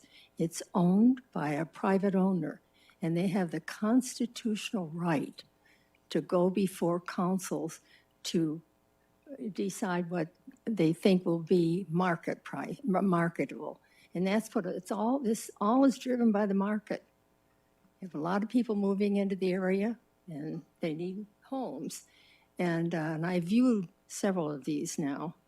And I was really stunned at how well built they were and how nice the interiors looked. And they were like a small home, something more than you don't get in an apartment. You get privacy. And I actually looked at one, I almost was in that one, and the backyard is much like they're saying to the neighbor. I couldn't see the neighbor when I walked out. There was just no way I could. So I'd have to get a stepladder and get them. And it was a 6 foot. So I just want to compliment you on your presentation tonight and your power and the way you are said, I'm going to do whatever I need to do. I'm going to make this the best of the best. Thank you, And Madam Mayor. I am listening to the neighborhood. It told me tonight when you presented, you were listening to what they said. As far as the people that just don't understand that, don't want it done, it's life. It's the way people purchase land and the way people sell land, and that's, you know, our area was all farm. So people came in and bought acreage of it, and out of that acreage, you kind of guessed what you want, but until the city gets going and then they have zoning and they have reasons why they want certain developments, and so it changes. So I understand both sides, but I congratulate you on how well you've handled this tonight. Any other questions before we vote? And do we have to, are you going to make the motion? Do you have to add something on this motion? No, not on this one. Okay, just the second one, okay. Are we all set then? Okay, we have a motion on the table and a second, so roll call vote, please. Vice Mayor Stipp? Aye. Councilmember Campbell? Aye. Councilmember Hampton? Aye. Councilmember Kano? Aye. Councilmember Pizzillo? Aye. Councilmember Loretano? Aye. Mayor Lord? Aye. The motion carries. Okay, I'm going to have you do the motion when I ask. Will the city clerk please read Resolution 2021, or excuse me, ordinance number 2021-1502 by title only? Adopt ordinance number 2021-1502, conditionally rezoning approximately 13.45 acres from agricultural urban to MF12, amending the zoning map of the city of Goodyear, providing for non-abridgment, correction, severability, and effective date and penalties. Thank you. Can I have a motion, a second, to approve the ordinance 2021-1502? Do I hear that motion? So move. No. Sorry, we're going to do it. All right. Oh, I'm sorry, excuse me. No, we can't go back, right? Yeah. You can go back. I think you retracted your I motion. take it back. Okay. Yeah, I don't Okay. say anything. All right. Not my turn. The motion is being made by Vice Mayor Stipp. Yeah, Mayor, I'd like to make a motion that we adopt ordinance 2021-1502 as read, including an additional stipulation that a 6-foot perimeter wall to the adjacent properties will be constructed in accordance with city standards and in partnership with the associated homeowners associations. Right. Right. Do I hear a property second? owners. And property, HOAs and property owners. Christian has, Mayor, if I may, is there an opportunity to amend any reference to North Saraville Avenue to South Saraville Avenue? and amending any reference to North Saraville Avenue to South Saraville Avenue. Thank you. Do I hear a second? I second. Councilman Campbell, second. Roll call vote, please. Vice Mayor Stipp? Aye. Councilmember Hampton? Aye. Councilmember Kano? Aye. Councilmember Pizzillo? Aye. Councilmember Loretano? Aye. Councilmember Campbell? Aye. Mayor Lord? Aye. The motion carries. All right, thank you very much. Thank you very much. All right, let's go to the business. I'd like to remind council to wait for the motion and a second before discussion. It's number 17 item on business to consider Lakin Park multifamily annexation.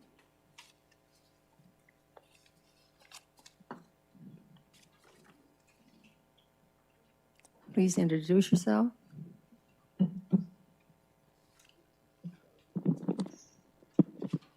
Good evening, Mayor and Council. Alex Listinsky, planner, senior planner.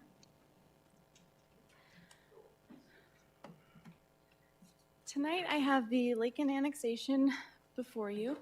This is the first step of the annexation process, which requires that council authorize staff to move forward with the annexation process. It also provides an opportunity for council to identify any questions or concerns with the annexation as we proceed. The subject property is located just south, little southeast of the MC-85. It's located a little bit east of Citrus Road, west of Cotton Lane. It is adjacent to the CP Lakin Park project, that rezoning project that staff presented in 2019. South of the existing project is Gila River. And then we have county to the west. Up north here is El Cedro, north of Broadway Road, and then the Goodyear and crossing Industrial Park. So this exhibit is shows you the ownership, or excuse me, where the properties are located. So the blue area is City of Goodyear property, and then the gray area is Maricopa County. And then the site in question is this little triangle piece in a light blue or light green. The property is located just north of a Buckeye Canal, which you can see the label here, and then abutting that City of Goodyear piece, and then MC 85 sits north. So it's a little bit wedged in between, making it a little awkward to develop. So as far as zoning goes, as I mentioned, the Lakin Park PAD was approved in October of 2019. Just to the west, and the existing property is zoned RU 43 in the county. If it was to be annexed per state statute, it would need to be zoned to equivalent zoning, making it AU agricultural urban. However, the applicant has already started working with staff on a zoning case should this annexation be approved, and it would match the abutting property to the east. I did forget to mention the property size. So the overall parcel is 4.8 acres that's owned by the property owner.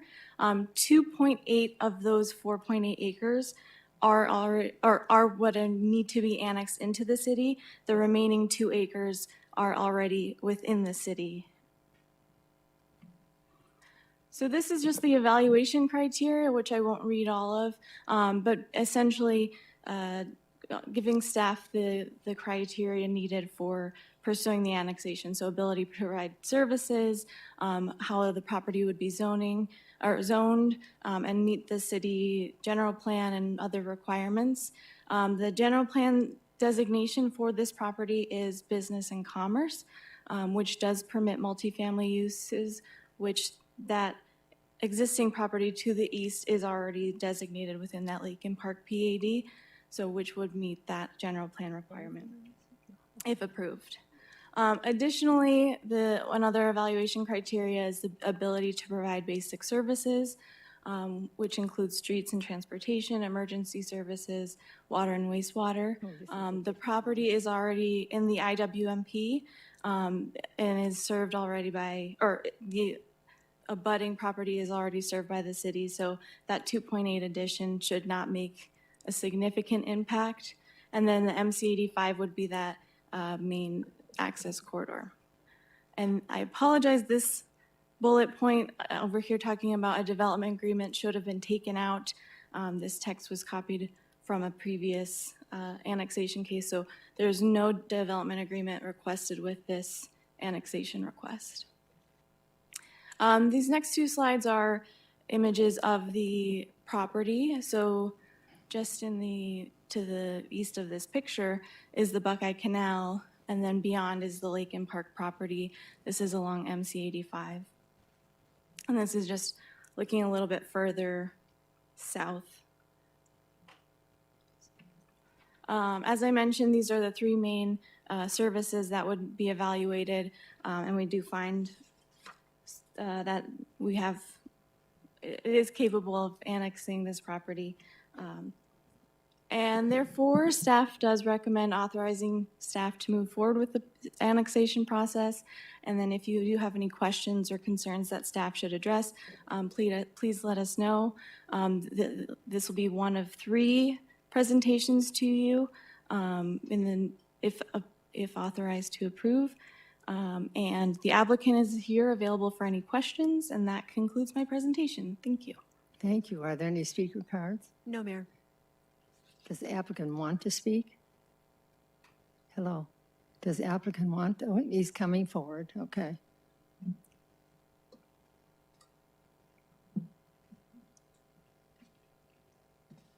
Good evening, Madam Mayor, members of the council. My name is Kyle Barkello. I'm with RVI Planning and Landscape Architecture, address at 120 South Ash Avenue Suite 201 in Tempe, Arizona.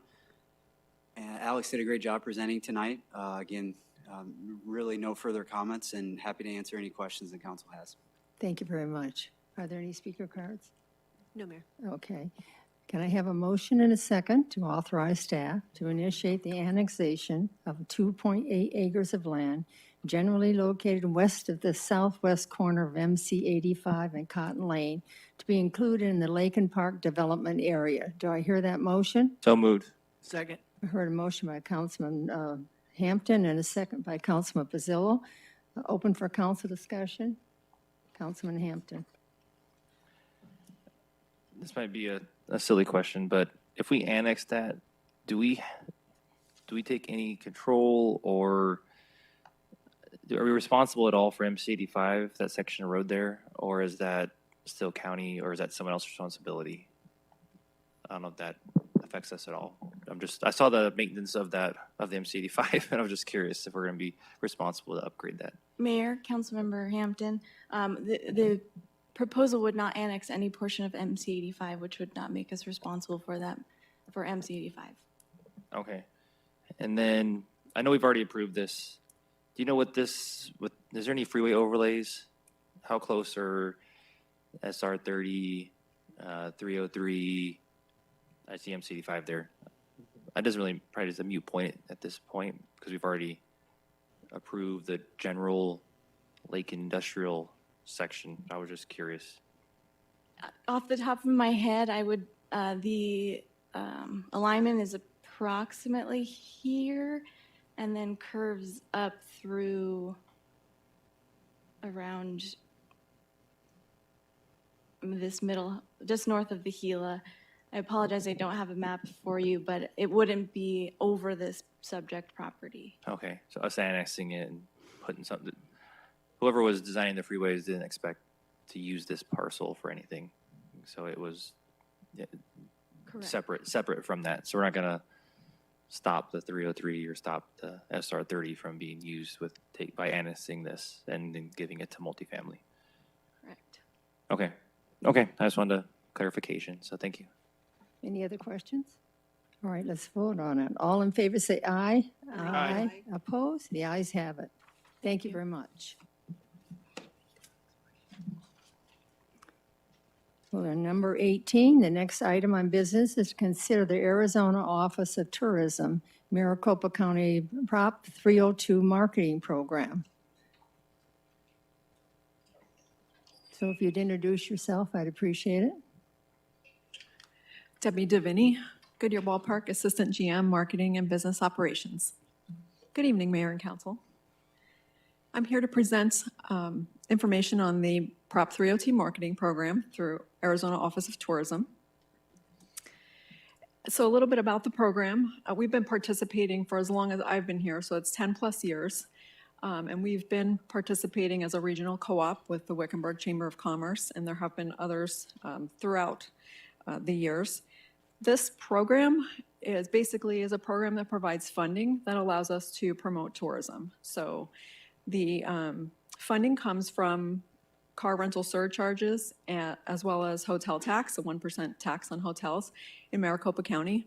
And what it does is it puts money into a pool, and the grant participants, people that are participating in the grant program, are able to apply for the funding, and it's basically fed back into the cities to promote tourism and ultimately some more heads and beds in our hotels. So the primary function of the program is to promote tourism, and which is defined as the intent to drive overnight stays to the respective cities. And we've been able to utilize these funds year over year for the visitor's guide. We developed the visitgoodyear.com website last year, and we do a lot of digital advertising and search engine marketing to promote tourism to Goodyear. So, as I said, we have been participating with the Wickenburg Chamber of Commerce. Recent developments, they are So Wickenburg Chamber of Commerce was designated as the destination marketing organization for the town of Wickenburg. So recently, as of a couple weeks ago, the town of Wickenburg gave notice to the chamber that they are terminating their agreement to be a destination marketing organization, and they're basically taking that back. So the town would be their own destination marketing organization. So what does this mean to us?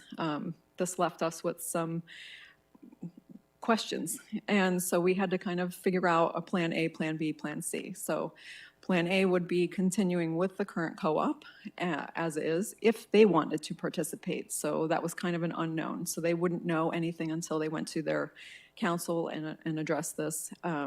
So we needed to also have plan B and plan C. So two other options that we were exploring were to be able to find another existing co-op that we could partner with.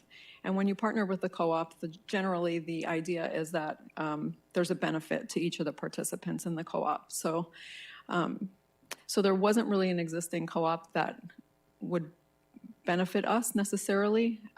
So the third option then would be to apply as our independent destination marketing organization or form a new regional co-op. So we've explored this option, and this was the most likely and most, how do I say this? This is the most likely option for us because as a partner in our current or last year's co-op, the city of Litchfield Park would also be kind of left out in the situation that Goodyear was. So if I can move ahead, the program requirements require that you need to be, in order to be considered on your own as a destination marketing organization, you have to be basically responsible for your own marketing for at least 1 year before you can apply for the grant. So we've been doing that. We've been marketing ourselves. So that's satisfied. The next requirement is that to maintain a tourism budget of $123,000 outside of the grant funding. So that's not taking into consideration any of the allocated funding that we would get. And up until now, we hadn't really explored that option because we didn't really think that we had it. So, but in talking with our other departments, we found that across several departments, we do qualify and we do have $123,000 dedicated to tourism marketing that does satisfy this requirement. So we are able to go out on our own. Litchfield Park, however, does not. So that would make them ineligible if they did not partner with another co-op. So they've asked us to join in and form a new regional co-op. And the benefit to us, of course, with having a neighboring city is that when they have events, their attendees spill over into our hotels. They shop in our, in our stores, at our merchants, and they eat in our restaurants. So they're spending money in our city and vice versa. So when we have events and things like spring training, our attendees are spilling over. They're staying at the Wigwam, which then benefits them. So this one was a likely partnership, and it seemed to make good sense because, again, they would be ineligible to apply on their own, and that means to them about $42,000 this year. So for us, we have about, I think our percentage is 1.845%, which doesn't seem like a whole lot, but to us, it means about $94,000 for fiscal year '22. So it is a decent amount of funding that we can utilize to promote tourism. So, so overall, the co-op would have about $136,000 in tourism funding allocated, and so Litchfield Park would have their share of the 42, and we would have about 94,000. So the next steps for us would be to submit the application as a new regional co-op, and we identify the projects that we're going to submit for funding. And then once we receive approval from AOT, we then execute the projects and we do the advertising, and then we show proof that we have completed the advertising to their satisfaction. And so this is stuff that we've been doing all along. So taking it in-house and applying as our own DMO is no different than what we've been doing already. So it has minimal impact on staffing as to what we've already been doing as to what we will be doing. So there's a reporting structure. We have to report twice a year, and it's pretty straightforward. So we've also worked with our legal department and finance team to make sure that all our ducks are in a row and everything's aligned in order to be able to do this and take it in-house. So we are recommending that we are able to move forward with an application as a new regional co-op with the city of Litchfield Park and the city of Goodyear in order to participate in the Prop 302 program for FY22. And that concludes my presentation. All right, thank you very much. Are there any speaker cards? No, Mayor. Would anybody in the audience, excuse me, like to speak?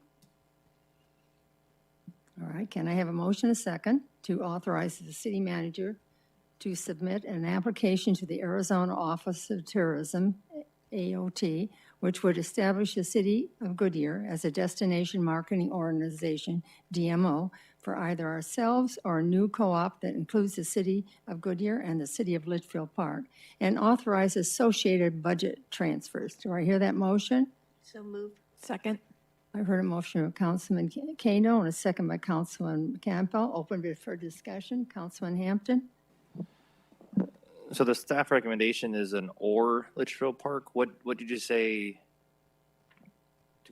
When do we decide, I guess, if we include Litchfield Park or not include Litchfield Park? So we are recommending, so when we had to submit this, we didn't know that Litchfield Park, they were having their council meeting on the 19th. So we had to submit prior to that. So we weren't sure that they were going to get approval from their council, but they did. And so we are recommending that we form a new co-op with Litchfield Park And at this then time.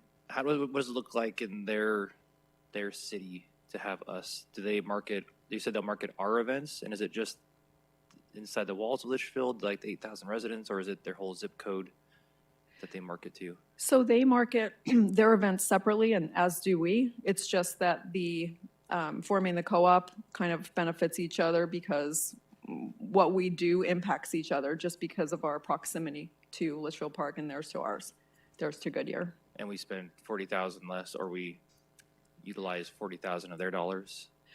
Actually, the 94,000 is dedicated to Goodyear. The 42,000 is dedicated to Litchfield Park, and they are completely separate from each other. So we, as part of the co-op, and the new guidelines actually state that if you're going to use more than your allocated percentage, you need permission from each co-op participant. So we are only intending to spend what is allocated to Goodyear. They are only intending to spend what is allocated to Litchfield Park. I'm just trying to understand with the co-op. I mean, how do we benefit with Litchfield Park being it? I mean, I understand the big picture that they would use some of our hotels if they have a Arts in the Park event and things like that, but I just don't see, I'm not seeing how we're significantly being helped by having Litchfield Park, because they would still have those events without us anyway, right? We could do joint marketing programs with them. We could, implement some marketing that is joint and as part of the co-op that would support both of the cities in the co-op. The benefit generally is to them, because without us, they would not be able to apply on their own, and they would, they depend on the funding that comes from the Prop 302 grant. So they would be out about $42,000 this year that they wouldn't be able to apply toward events. So they may actually have to cancel an event if they couldn't find the budget for it. Okay. So in the future, you said we could do co-op things, come to the ballpark, stay at the Wigwam type events, or something. I'm just trying to think what kind of. We could partner on events. Don't mind helping Litchfield Park. It's not like there's no negative to us to help them. So, but I just was curious what it looks like. I want to get the full co-op, whatever that looks like. So. There is no negative to us. Yeah. The positive is that we're helping our neighboring city. And then the other positives are we could create some co-op advertising, which would benefit both of us. Okay, thank you. Vice Mayor Stipp.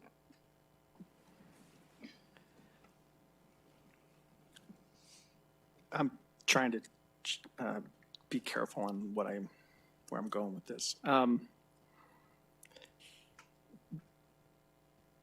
Litchfield Park is going to benefit from our staff work on this.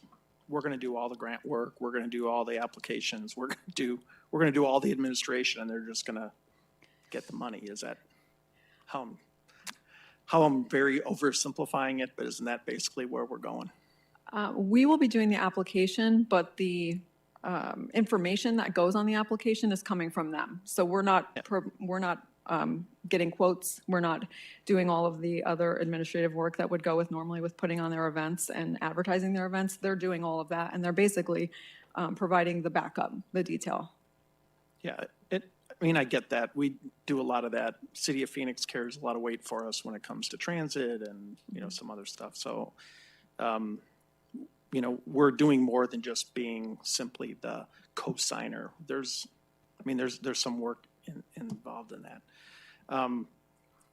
If Litchfield Park is not a partner in this, our take is, quote unquote, is still the same as the DMO, right? That Correct. doesn't change. Correct. Are we going to be entering into an IGA with Litchfield Park to have this? No, the way the grant reads is basically, we have a letter from our city manager, and they have a letter from their city manager that just says that they both are supporting the co-op, participation in the co-op with each other, so there's not a need for the IGA. So, all right, I get it. I guess what I'm trying to figure out is making sure that we aren't, there's a cost for doing this, and I want to make sure we're capturing that in some way, shape, or form. Either we know what it is and it's a small amount, or it's a much larger amount that we are unaware of. We try to be good neighbors, and we try to do a lot of different things, and sometimes we're the only ones being good neighbors and doing the right thing. I'm not saying that's the case, but oftentimes that's where we find ourselves. So, I like the idea of the tourism marketing and getting some help with that. It's refreshing to hear we've been doing it, and I had no idea. That's the second time tonight, so learn something new every single night. But I think I've expressed my concern, so thanks. Understood. Thank you. Any other comment? Well, Councilman Campbell? Oops, sorry. Well, Debbie, I've seen some of the brochures and things that y'all have developed, and they're beautiful, and they are promoting our city, and we appreciate that. And I'm even more grateful to know that we'll have some way to recoup that money that is not coming out of just our budget. And thank you for pursuing that. And I can understand why Wickenburg did what they did. That's their own choice. And I think we'll be very successful. And who knows, maybe down the road, we will sponsor an event with Litchfield Park like we have done with Avondale in the parade. Right. You don't know, but anyway, thank you for putting it together and bringing it before council. I appreciate it. Thank you.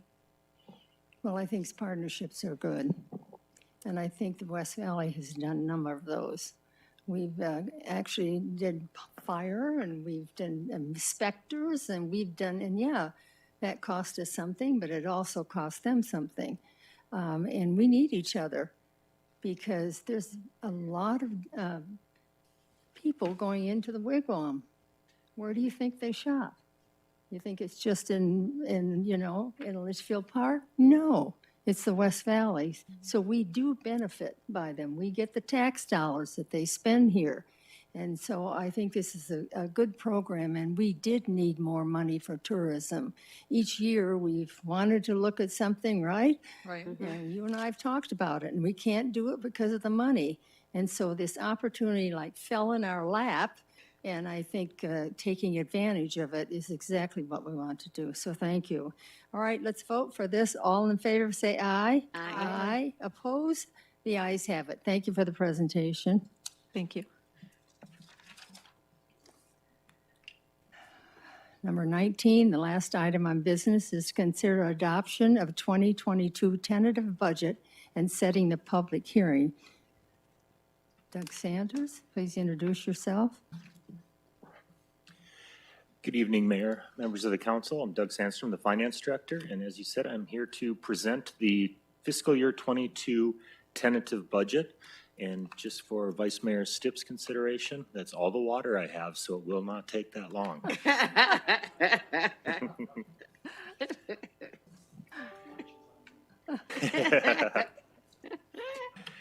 So tonight's, we're looking at the fiscal year 22 tentative budget for adoption. I will go over the changes from the city manager's recommended budget that was presented to council on April 19th. I will then do an overview of the resources, expenditures, and then go through the adoption in next steps. So the first item that we will go through is the changes from the city manager's recommended budget. Overall, the tentative budget is $182.8 million higher than what the city manager's recommended budget is, which is a big number, but that actually breaks down into just 7 different things that make up that change. The first is CIP carryovers, and I'll go over a little bit more on those, but that's $157.9 million in CIP carryovers that were not included in the recommended budget. In the recommended budget, they were showed as fully funded and fully expended in fiscal year 2021. So later on, you'll see them just jumping over from 21 into 22. There is no change to the projects themselves. Non-CIP carryovers, it's the same thing. These are just the one-time non-CIP supplementals that will be carried forward to be finalized in the following year. Workers' comp rate adjustments. Shortly after the city manager's recommended budget was presented, we got our new rates from the Arizona Municipal Risk Retention Pool. We took those rates and actually applied the discounts that we get through the risk pool as well, entered those into the system, and it actually ended up with a decrease in the overall workers' comp programmed into the budget next year. One project for our water services area, filter replacement, was originally submitted in fiscal year 22, was then asked to be moved to fiscal year 23. We moved it to 23, but we left it in 22 as well in the water fund. So this just removes that project from fiscal year 22. As discussed in the tentative or the recommended budget process, there were several funds that had unallocated fund balances. Most of them were development impact fees and some of the restricted funds such as the park and ride fund and so on.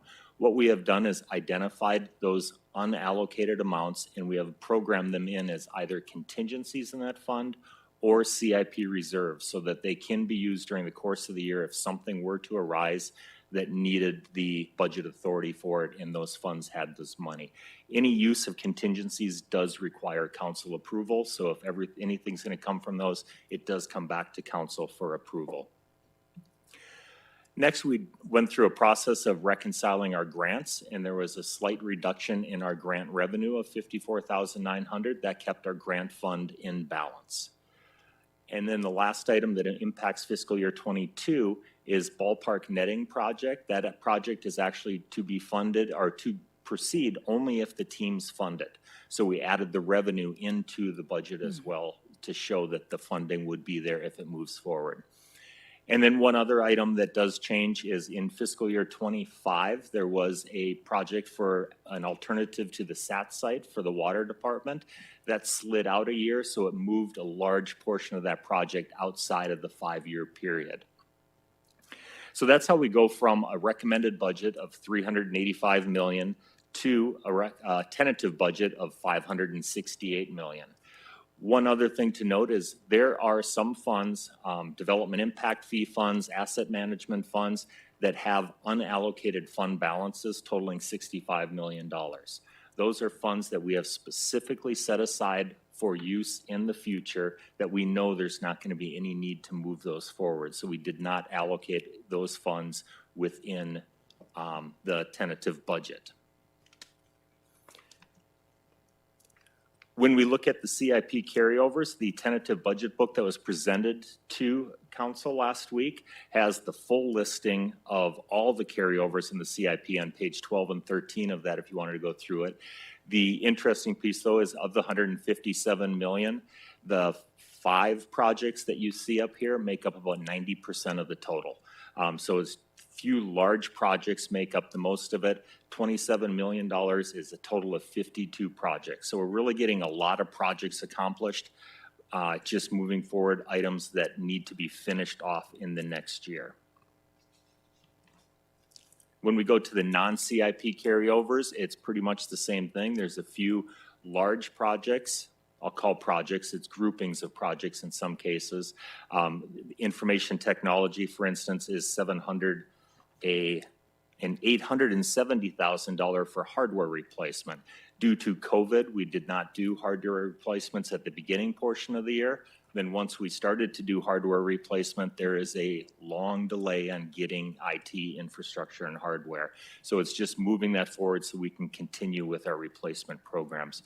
Same type of explanation with the vehicles and equipment. Ambulance, we're still going through the process. So it is just bringing those items forward. And again, in your tentative budget book on page 11, there is a complete listing of all of these projects. And then the last area of change is in the contingencies. We have 4 different types of contingencies. Our policy reserves, which is the 15% of operating revenues, those remain unchanged from the recommended budget as there were no changes on the revenue side. CIP reserves in the general fund, we added $4 million of unallocated funds that will be used in future years of the CIP. For the other funds, these are GO bonds, construction sales tax, and development impact fees, the same thing. They are dollar amounts that we're putting in to have the budget capacity, but they are specifically tied to future projects in the CIP. By putting this budget in there, if something happens with the timeline where it gets accelerated, it makes it really easy to bring that money forward into the current fiscal year and move that project up. And then finally, contingencies. We have added some contingencies in the other funds. These are all restricted funds that I had mentioned earlier, just to have that fund balance actually budgeted in case something were to come up. And again, any transfers from contingency will require council action. Are there any questions about the changes from the city manager's recommended budget to the tentative? Doesn't look like it. Okay, I will go through then a overview of where the money comes from. A lot of this you've seen in our recommended budget. It's just bigger numbers now that we have all of them in there. Overall, our revenue resources are $633.7 million, 50% from fund balance, which goes to those capital projects. Other is our budget authority of $15 million and then $26 million in planned debt. Operating revenue, which is basically our annual income, what we actually think we're going to take in next year, is $279.8 million. I'll go into that in a little bit more detail to break out that dollar amount. $85.7 million is the sales tax, which makes up 31% of the total. That is our number one funding source when it comes to the money that we bring in each year. After that, it's the enterprise fund user fees at $57.7 million, and the dollar amounts go down from there. The yellow piece of the pie down on the bottom, voter-approved local revenue, or formerly known as state-shared sales taxes, that is $31.3 million. It is based on what the projections are from the state, from the League of Arizona Cities, and does not include the population estimate for 2020. That will come in September.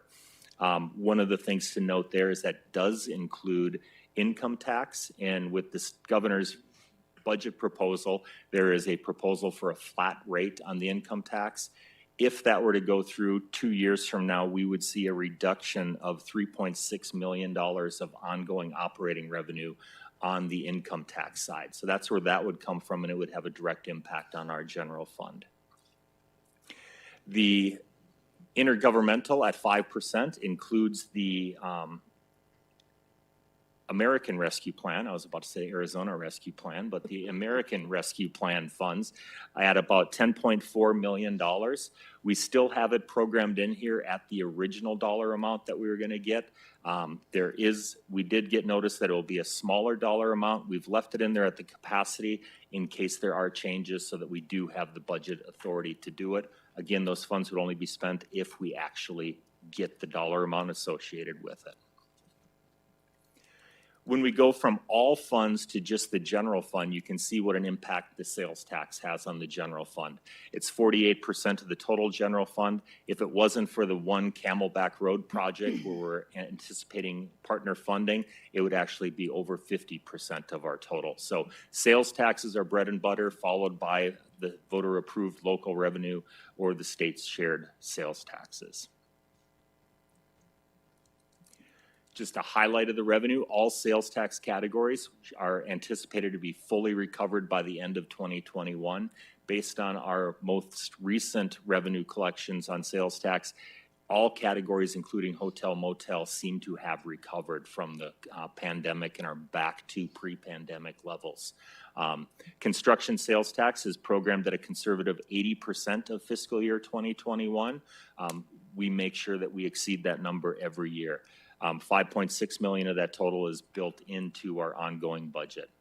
Voter-approved local revenue, as I mentioned, is based on the 2019 census. In September, that will change, and we'll see how that impacts our revenue. And all development-related revenue is directly tied to development-related services. Property tax rates and levies. Primary property tax is set at the maximum levy per council policy, and the secondary is set at the rate to cover current GO debt service as well as any planned GO debt service. And we do plan to issue $26 million of debt service. Overall, the primary property tax levy increases from 10.6 million up to 11.7 million, and the property tax rate on the primary side drops from $1.03 down to $1. Going through the truth and taxation process will be at our next council meeting on June 7th when we go forward with adoption of the final budget. We'll hold the truth and taxation hearing and really go into a lot of the detail required under the property tax rates and levies. Overall, on a $100,000 home, keeping that tax rate relatively the same, based on a 5% appreciation, that $100,000 home would go up in property taxes by $8.68. What that means, if you have a home valued at with an assessed valuation of $300,000, you will probably pay about $26 more in property tax every year. We do currently have a fee study underway for non-enterprise fees on the citywide basis, as well as permit and plan review fees. We have a work session scheduled in June that we'll be presenting those to council. We have a stakeholder meeting coming up next week. Any changes associated with that fee study are not included in the budget. So if council approves it, doesn't approve it, it will not have an impact on the budget. Moving on to expenditures and uses of those funds. When we look at all funds, the expenditure budget is $568.5 million. That is the dollar amount of the adopted budget. As you saw before, our resources were $633.7. The difference is that $65 million in those restricted funds that we will not be allocating next fiscal year. The two main areas of expenses, number one is capital. 50% of our budget is capital. It's extremely capital intensive. That's $287 million of capital projects budgeted for next year, followed by personnel at the small 18%, which represents $102 million. But still, those are the two areas where the majority of our spending occurs. When we look at it still at all funds, but at a department basis, you can see again, those capital intensive departments are where the money is going to, with engineering leading the way at 26 or 8%. My eyes are starting to go at this time of the night. But engineering with the capital intensive departments, that is where the funding goes.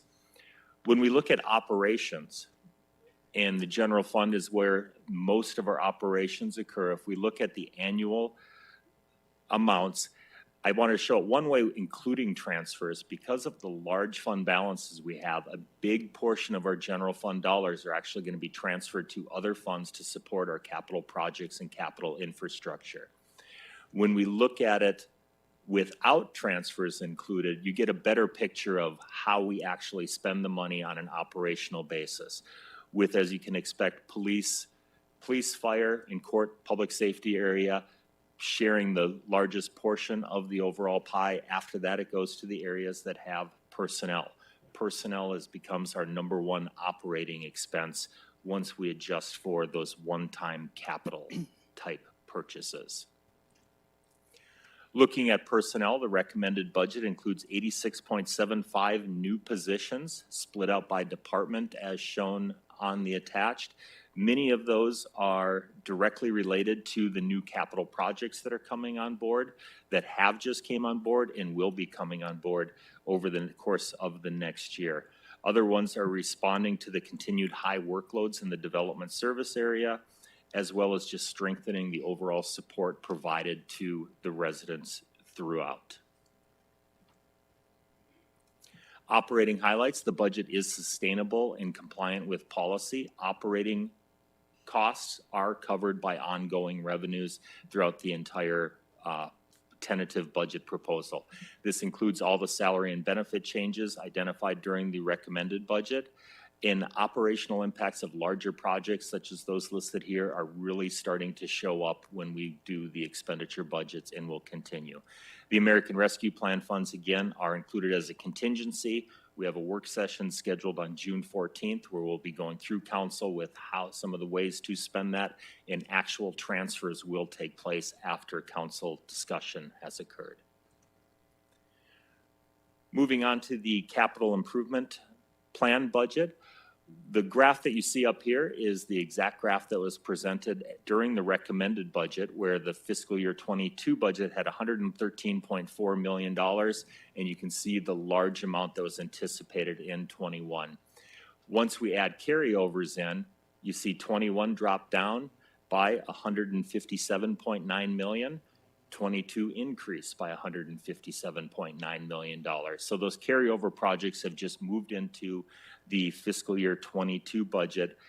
Projects themselves have not changed. It's just moving that money forward and rebudgeting it. We actually go through a process and reconcile those back for actual expenditures in these last couple months. Oh, let me go back. The only other change is we did remove that $700,000 project, and then the SAT site moved from 26 into 27, so that one's down as well. So the majority change is just shifting the money from 21 to 22.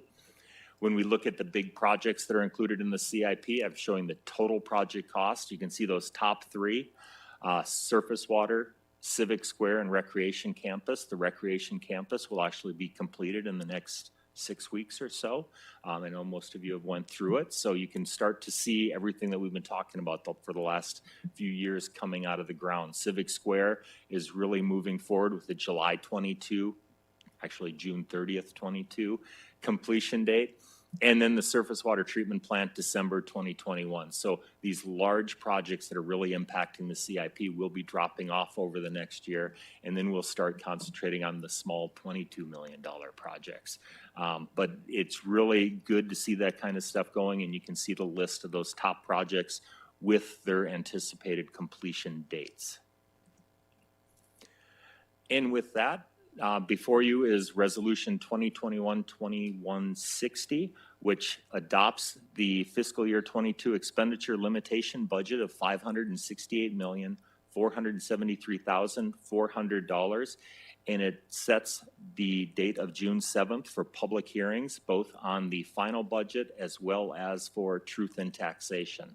So tonight we're being asked to adopt this resolution, authorizing us to do all the required publications, and then on June 7th, we will do the public hearings, and then a special session, have the adoption of the budget. 2 weeks later, we'll come back for the property levy adoption. And with that, I'll open it up to any questions. Thank you, Doug. Are there any speaker cards? No, Mayor. Would anybody in the audience like to speak? Will the city clerk please read resolution number 2021-2160 by title only, please? Adopt resolution number 2021-2160, adopting fiscal year 2021 to 2022 estimates of revenues and expenses for the city of Goodyear, including estimated property tax levy and property tax rates as the tentative budget for fiscal year beginning July 1st, 2021 and ending June 30th, 2022. Setting forth the receipts and the amounts estimated as collectible for the previous fiscal year, the amount proposed to be raised by direct property taxation for the various purposes, giving notice of the time for hearing taxpayers for adoption of budget and setting the tax levies. Thank you. Can I have a motion, a second, to approve resolution 2021-2160? Do I hear that motion? So moved. Second.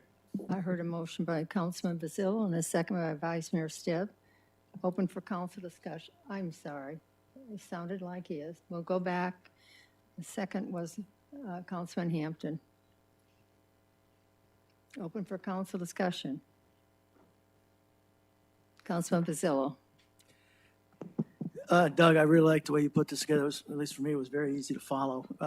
When I was trying to go through the tentative book, as I explained to the manager, it was kind of difficult for me to reconcile it because it was more words and written stuff and that as opposed to this PowerPoint slide where I can see those differences come in. The question I have is on the personnel. Is that number increase, that includes part-time as well as full-time? That includes both part-time as well as full-time, and it also includes seasonal, where we take and do blocks of hours for our seasonal, and every 2,080 seasonal hours is one full-time equivalent. Is there a way you can break out that schedule that actually shows the full-time? I know you turn them into equivalents, but can you show the full-time and then part-time? Because I really like that schedule, and when I'm out among the public, I want to explain, these are full-time. I imagine most of them are in the recreation department, where a lot of those part-times are, and we're bringing on the new rec campus, et cetera. But if you can break that out, I'd really appreciate it. But it was very easy to follow. I was able to reconcile. Like I say, when I talked to the manager, it's a little more difficult in the book, but now that you put it this way, so I can see how those changes. The only follow-up question I have is on the actual American Rescue Act. Is that, I don't want to assume, because you know what assume does, but is that Rescue Act, is that in a separate fund sitting there? So anything that comes in or out of that, you're just going to be making appropriations, or you're going to be, I would call it journal entries, but you're going to be moving at one point to another point? Correct. We've got it in a separate fund specifically for those American Rescue Plan Act funds, and it will stay in that fund, and we'll just assign it to different departments who are responsible for it at the end of the day. Okay. Again, I want to thank you for the way it was laid out on the PowerPoint slide. At least for me, it was very easy to follow, so thank you. Thank you. Any other questions or comments? All right, roll call vote, please. Vice Mayor Stipp? Nay. Councilmember Kano? Aye. Councilmember Pizzillo? Aye. Councilmember Loretano? Aye. Councilmember Campbell? Aye. Councilmember Hampton? Aye. Mayor Lord? Aye. The motion carries. Thank you very much. Nice presentation. All right, we'll now move on to tonight's work session. I would like to remind council that staff will be pausing intermittently to ask there any questions. We could take a break before starting this item if everybody needs it. So why don't we take a moment in 10 minutes, all right?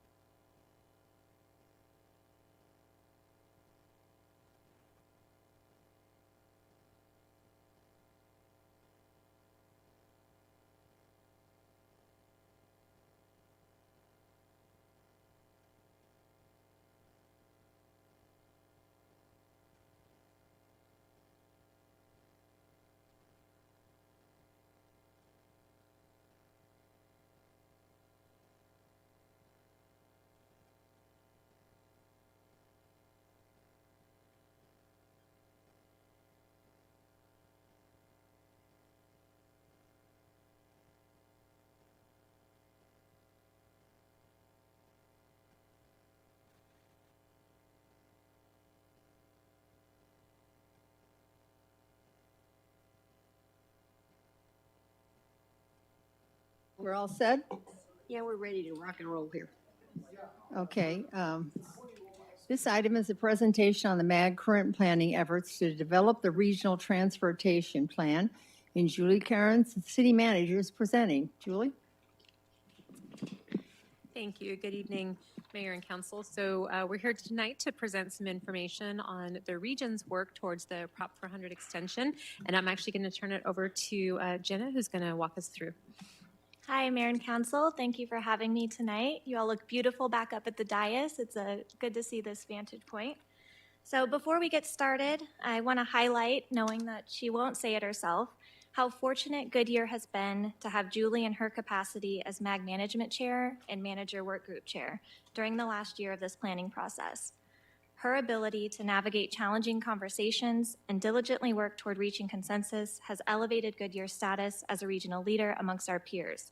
These efforts are further amplified through the respect and powerful reputation Mayor Lord has amongst her fellow mayors on MAG's Regional Council and Transportation Policy Committees.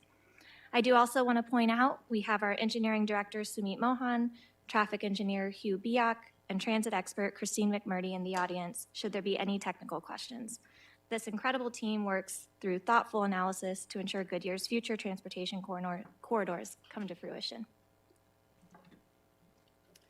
Because this is my first time in front of you on this subject, tonight I will give a brief history of Propositions 300 and 400, highlight Goodyear's priorities and projects throughout the years, and move into where we are today, scenario planning for the extension of Prop 400. I hope this presentation can provide you and the audience at home a better sense of where we are in this process and where we could be headed. We appreciate your feedback. Guidance from Council is a helpful way to ensure staff continues to advocate for Goodyear's interests throughout this process. To understand where we're going, I think it's important to provide a brief recap of where we've been. Propositions 300 and 400 provided the means to fund transportation in the region since voters overwhelmingly passed Prop 300 in 1985 and extended this half-cent tax with Prop 400 in 2004. Combined, these propositions have resulted in the establishment of the Loops 101, 202, 303, light rail, and various arterial projects, resulting in an overall investment of over $12 billion to the region. We are again nearing the end of the tax's life, with Prop 400 expiring at the end of 2025. Current estimates suggest extending Prop 400 for another 20 years would provide nearly $15 billion in transportation and transit funding to the region. For Goodyear, we tend to think of transportation in terms of three categories: freeways, arterial roadways, and transit bus service. These modes have diverse funding streams that include local, regional, state, and federal funding. And Propositions 300 and 400 have provided critical funding into all three of these categories. It is a huge piece of our regional and local transportation funding portfolio. A primary focus as we plan for this extension is developing the next regional transportation plan, which MAG is calling Momentum. This plan acts in a similar way to our general plan to help provide a long-term vision of the region's future and ensure we're meeting air quality standards and conformity along the way. In Prop 400, Goodyear was focused on improving mobility to and from the West Valley. On the freeway side, the State Route 30 was a top priority. So was the Loop 303 extension from the SR 30 to Van Buren, along with interchanges on the I-10 at Bullard and Perryville. On the transit side of things, we focus on our park and ride, express bus service, ADA paratransit service, and local bus routes. Not unlike many other budgetary impacts across the state, Prop 400 revenues were impacted by the recession and housing crash of 2007-2008. This ultimately resulted in the region having to identify and defer nearly $4.4 billion worth of projects intended to be funded as part of this plan. Nearly 10 years later, as the state began to recover, MAG worked to rebalance and fund priorities that were previously deferred. Goodyear worked to ensure right-of-way was secured for parts of the State Route 30, but the price tag was much more expensive than other projects, and there were ultimately other regional priorities with a more emergent need that received the remainder of this rebalancing funding. To that end, Mayor Lord had the insight and tact to make the motion on your screen on May 22nd, 2019, to ensure that the State Route 30 would have priority consideration in the extension of Prop 400. The motion was unanimously approved by her peers on MAG's Regional Council.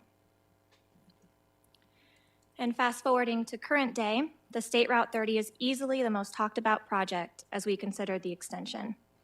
The 30 is intended to be the future reliever to I-10 in the West Valley. And as I mentioned, the project has been and will continue to be a top priority for the Southwest Valley since the early days of Prop 400, when it was included in the proposed funding plan approved by voters. The quotes on your screen are taken from a MAG analysis of the SR30 provided to cities at the end of last month. And as we'll get into, they studied this freeway in 3 sections: west, central, and east. As you can see on this map, the west portion goes from the US 85 to Loop 303, the central portion from the Loop 303 to the Loop 202, and the east from the Loop 202 to the I-17. Traffic flow, meaning vehicles per day, by the year 2040 is estimated to be 35,000 in the western section, 123,000 in the center section, and 120,000 in the east section. MAG data suggests that very few vehicles that travel on the west portion would also use the east portion, and therefore concluded that while the full build would provide the greatest operational benefit, the center, followed by the east portions, offer the more immediate and dire need. As we'll get into in the next couple slides, the State Route 30 is now slated to be included, at least in part, in all 4 of MAG's proposed funding scenarios. The debate now is about those portions not included, particularly the west portion that runs from the Loop 303 to the State Route 85. In the fall of 2019, we identified Goodyear's future priorities, which were submitted to MAG in the summer of 2020. This process was delayed a little bit due to the pandemic, so MAG spent the fall analyzing and scoring the region's priorities to ultimately bring us to where we are today, reviewing potential scenarios. Also happening concurrently, MAG is conducting online forums to receive public input on these scenarios, which close to the public today. Over the past year, as I mentioned, MAG consolidated and scored nearly 1,500 regional projects submitted as part of the call for projects. The projects that scored the highest move forward for further consideration after evaluating them through the 6 goals on your screen: safety, mobility, responsiveness, livability, prosperity, and preservation. In the slides to come, we'll get into the Goodyear projects that are still in the running to be funded as part of Prop 400 extension. In an attempt to help MAG policy committees sort through all of these projects with their technical ranks, scores, and price tags, MAG staff created draft funding scenarios. These scenarios are not intended to be a final product, but rather a starting point for regional discussions to help facilitate a consensus on a preferred funding plan. The draft funding scenarios are categorized into overarching philosophies termed new capacity and system optimization. MAG staff has used these 2 philosophical categories to create half-cent and 1-cent scenarios under each category on an assumed 20-year term for the tax. In total, there are 2 half-cent and 2 full-cent scenarios. The most basic way to describe the difference between the 2 philosophies is to say that new capacity has much more funding for high-capacity transit like light rail and freeways, while system optimization tends to put more funding towards arterial projects and bus rapid transit. It is important to note that both philosophies include all the core transportation modes. This Venn diagram is a nice illustration, but the reality is the 2 circles overlap almost entirely. Lastly, in all scenarios, MAG staff has attempted to create a regionally balanced funding plan, meaning that funding between the East Valley, Phoenix, and West Valley is roughly the same. Before we get into them, I wanted to quickly highlight Goodyear's projects that are a part of and considered in each scenario. On the freeway side of things, as I mentioned, we have Goodyear's portion of the State Route 30 from the Loop 303 to the Loop 202, funded as a part of all 4 possible scenarios: new capacity half-cent, new capacity full-cent, system optimization half-cent, and system optimization full-cent. As you can see on this slide, all 6 of Goodyear's remaining arterial priorities are included in either system optimization scenario, and both Yuma Road projects are funded as part of either new capacity scenario.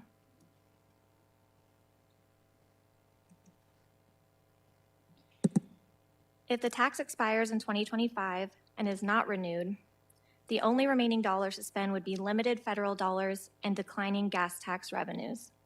This limited funding would go toward maintaining current operations and limited improvements to the system that we have today. The map on this slide shows the outcome of the impact a no-build scenario has by the year 2050 on congestion and rush hour traffic. Does not look fun. And I do want to shout out, MAG has done a fantastic job with the maps that I'm showing today. These are coming directly from them to help demonstrate how each scenario looks across the region. So as you can see, the half-cent new capacity scenario features an investment in freeway expansion. We see both the east and center pieces of the State Route 30, one new bus rapid transit route in Phoenix, 3 light rail extensions, and the Tempe streetcar extension. This scenario contains the smallest investment in technology and safety.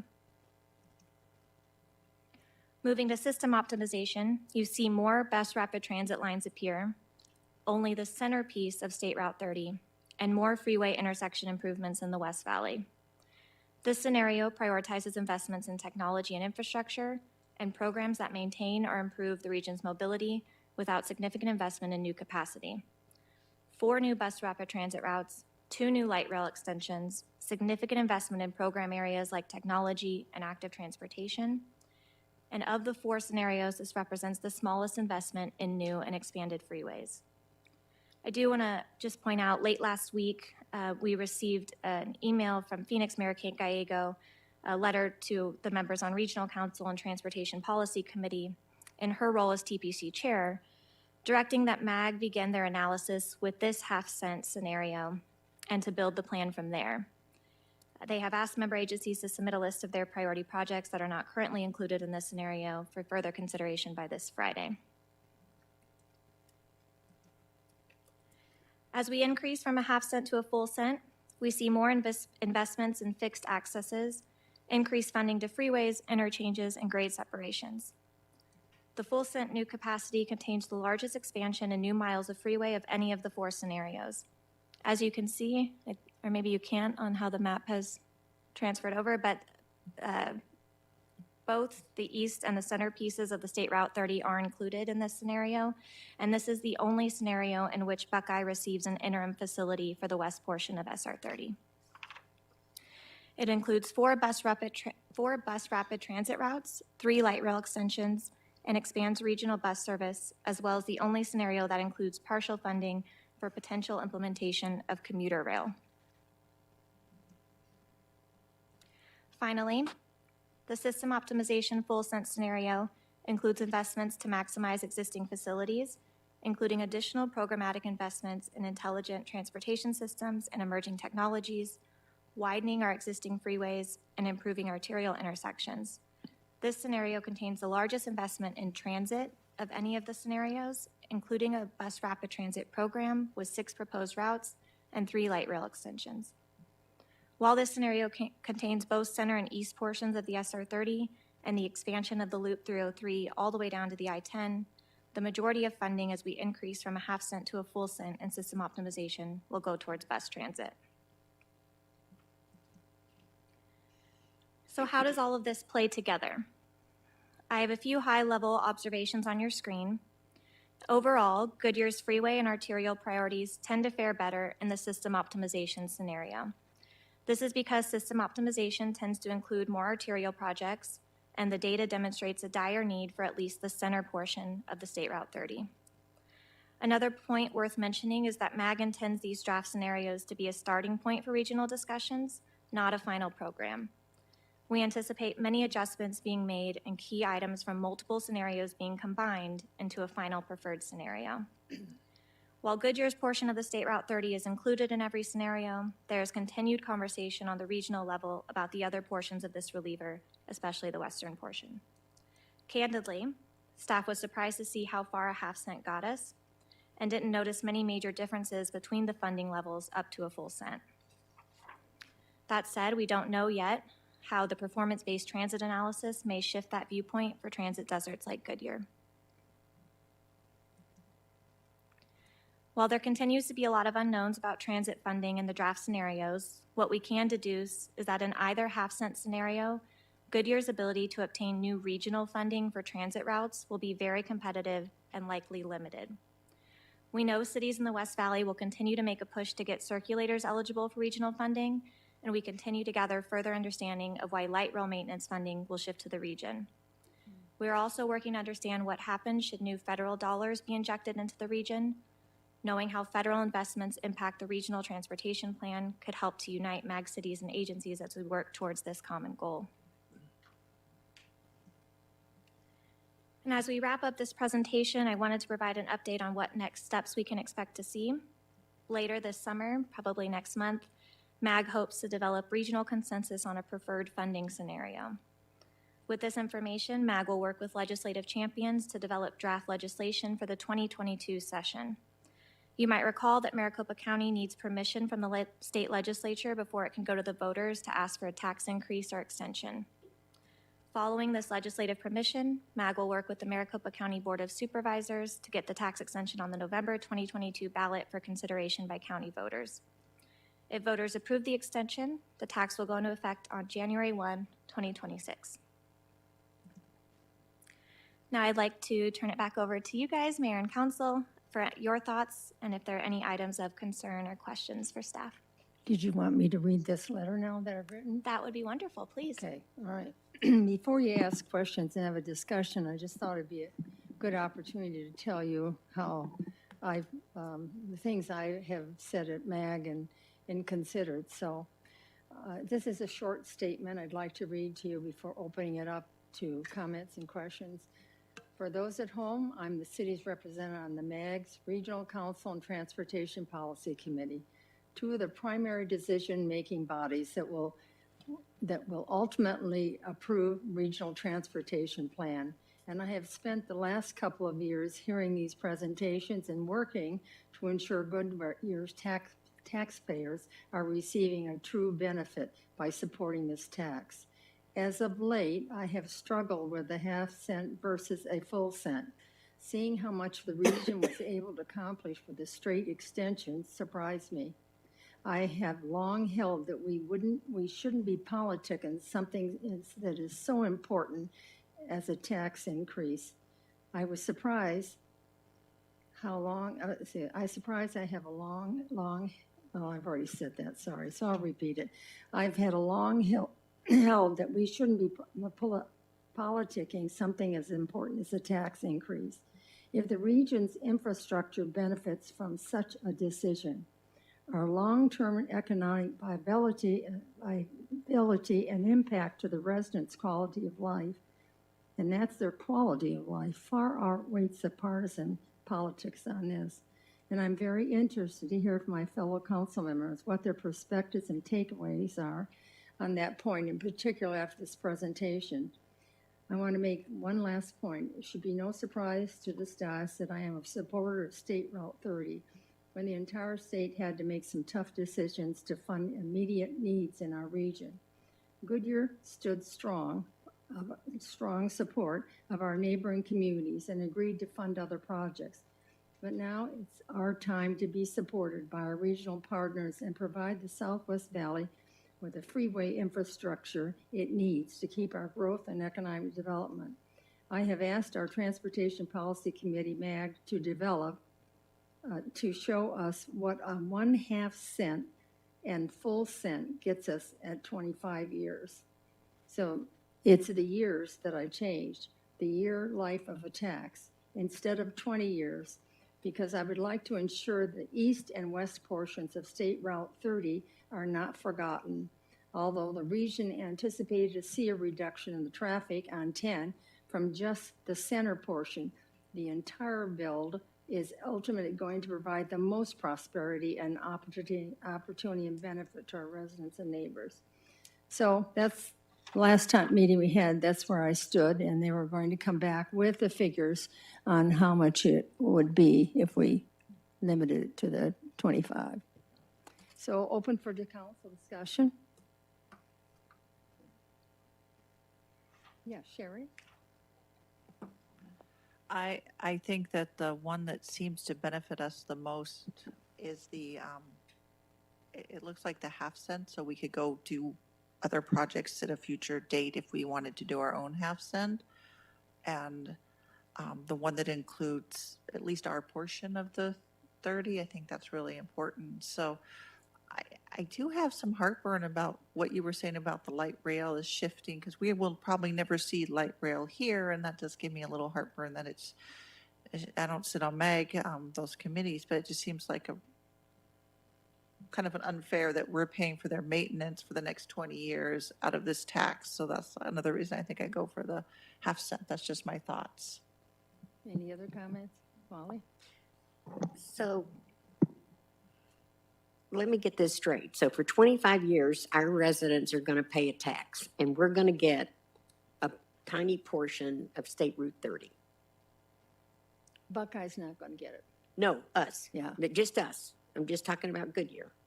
Mayor Lord and Councilmember Campbell, currently all four of the scenarios are at a 20-year term of the tax life. Mayor Lord is asked to see the data around what a 25-year extension would look like to get a sense of what other priorities may be able to still be funded at a half cent for longer. So on that point, just to expand a little bit, each year of the tax that we add adds about $750 million into the regional sales tax, and Buckeye's interim facility of the western portion of the 30 is estimated to cost about $700 million. So an additional year of the tax would potentially get Buckeye an interim facility. Can you share how much the Goodyear portion of 30 is projected to cost? And the But I'm Goodyear, not talking about Buckeye. I'm only Yeah, talking understood. about Goodyear. Yeah. I want to know, we're going to ask, when MAG makes this huge decision, whether it's a half cent or a cent, we're going to be asking our residents to pay a tax for 20 years, 15 years, 30 years, whatever it ends up.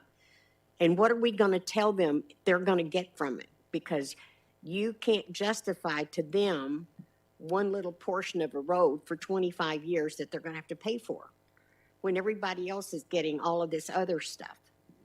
Mayor So Lord, How and do you explain that to the voters? Councilmember Campbell, our portion of the State Route 30 is estimated to cost $2.6 billion. And the total life of the tax over 20 years would bring in $15 billion for the region, and that's just on the freeway side of that priority. Our arterial projects would add, I have to go back and confirm, but I believe close to 30 to 40 million. So we're going to get one project. No, ma'am. No.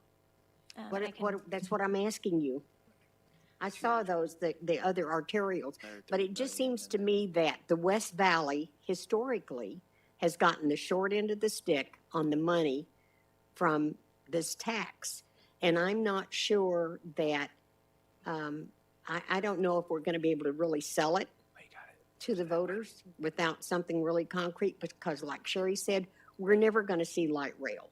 But all of these other cities are going to get millions and billions, and they're going to get their light rail going. We can't even get good bus service out here. And we continually are forgotten. But I don't want an argument. I'm not for that, please. I'm just asking her. So are we just going to tell them that we're going to do State Route 30, and it's either going to be a half a cent or a 1 cent, and it's going to be 15 years or 20 years or 25, we don't know which. And we go to the voters in November of 22. Correct. Is that correct? Okay, thanks. Just to clarify, Wally, the 20 years is what the scenarios are planned for. Mayor Lord had suggested that MAG consider 25 just to see if it brings in Sure, yeah, Buckeyes. and I'm not even needs. considering that, but yeah, I get it. Thank you. Mayor and council, just to clarify for the residents that may be watching, there are other projects for Goodyear that are going to be considered as part of the tax. While the transit piece is still something we're going to find out about shortly, there are other roadways involved. At a minimum, State Route 30 will have 4 miles in Goodyear, and what is covered is right-of-way acquisition, design, construction. In addition to that, we have portions of the 303 and then several arterial roads as well that are still in the running for inclusion into some of these scenarios. So there are several actual projects The that, Euler Road and that stuff, that's what you're talking about? Yeah. some of the But we don't arterials, know for sure we're gonna get it. It's in there. it so- depends on the, yes, ma'am. It depends on which scenario is selected. Okay, I get that. And just to further clarify, right now, the TPC chair has suggested that the system optimization half cent be where the conversation starts. Okay. And that is the one that has the most immediate Project in it. benefit to Goodyear Sure. residents. And this money is only for Maricopa County. That's Correct. it. That's correct. Nothing for Pinal County or anybody else, just Maricopa County. Okay. Thank you. Any comments? Brandon? Kind of the same thing. I mean, I like both the half and the full. I like to get the SR 30 and I like to get the 303. So those are my priorities. I'd like to definitely get those. I think, yeah, I guess to Wally's point too, I mean, it's a lot of money to do light rail and Yeah. a lot of it goes to them, but I really think, I know we're in a different phase of our city growth than those cities are as well. So we still definitely need the freeways here. So I'm glad that those are in there and that they're one of the first ones up to bat. So, which is good, and all our other side projects too. So that's where I would be. So I'm glad to see that we're still in there and that we didn't get left out like Buckeye did. So. Laura? Well, this is my first go around with props like this, and the impacts are tremendous. And I agree that the system optimization looks like the best scenario for Goodyear. And the thing is, Goodyear residents drive all over Maricopa County. We go up the 303, we go the 10, we're all over. And I'm curious about the SR 30. Is it going to be a true state route, or is it going to be a freeway or a road with lights until we get volume? What is it going to be? I don't know if Hugh has any additional information, but I'll start out. During the original Prop 400, it was going to be an interim build. And then when the Great Recession and the rebalancing hit and it was delayed, and then they negotiated 10 years later the new rebalancing, the compromise was that we would go straight from what it is today to a full build. So we would actually skip that interim step, although the project ultimately is delayed by a few years. I don't know if he would like to add any detail. Sure, thank you, Julie. In the scenarios that were placed in the evaluation, is Julie's correct that for SR 30 from 303 to 202 is shown as a full facility. The only section of proposed SR 30 is shown as a interim section would be the western section. It does show one of those scenarios for SR 85 to 303, which is the portion in Buckeye. Okay, thank you. Welcome. And let's see what else I wanted to ask. What about electric cars and alt fuel vehicles? I mean, do they just get to free ride? Are you referring to the gas tax? Or Yes, yeah, the gas tax. And I don't know if Jenny has any additional information, but the gas tax has been a big conversation in the region because it has not been updated. I don't even have the number off the top of my head. But yes, as we have more electric vehicles, they are not paying the gas tax. And so it is a declining revenue. One thing that we've talked a lot about at the MAG committees is technology continues to change, and we're trying to program a tax for 20 years without really knowing what does transportation look like over that period of time. So there's been a desire or an intent to try to build some flexibility into the program so that we can be, as a region, adaptable, but it really conflicts with what the voters want to know when they're going to vote for a tax, which is what do I get for my money? And so Jenna had talked in the categories about the technology category that you see is rated higher under some of the scenarios. That's really that flexibility and that design to try to embrace that new technology. But the gas tax is an issue that I think our region is going to continue to struggle with until such time that there's a proposal that will get through. I do think that investing in technology is going to be critical. I think we could have chains of driverless cars going before we'd ever get light rail. I mean, I think we'll see new models of transportation and light rail, for all its time and expense and things like that, could easily become obsolete. So, all right, thank you so much. And if I could just add a comment, and it was back on what Councilmember Hampton said, you know, one of the goals of MAG throughout this process is to have equity across the region.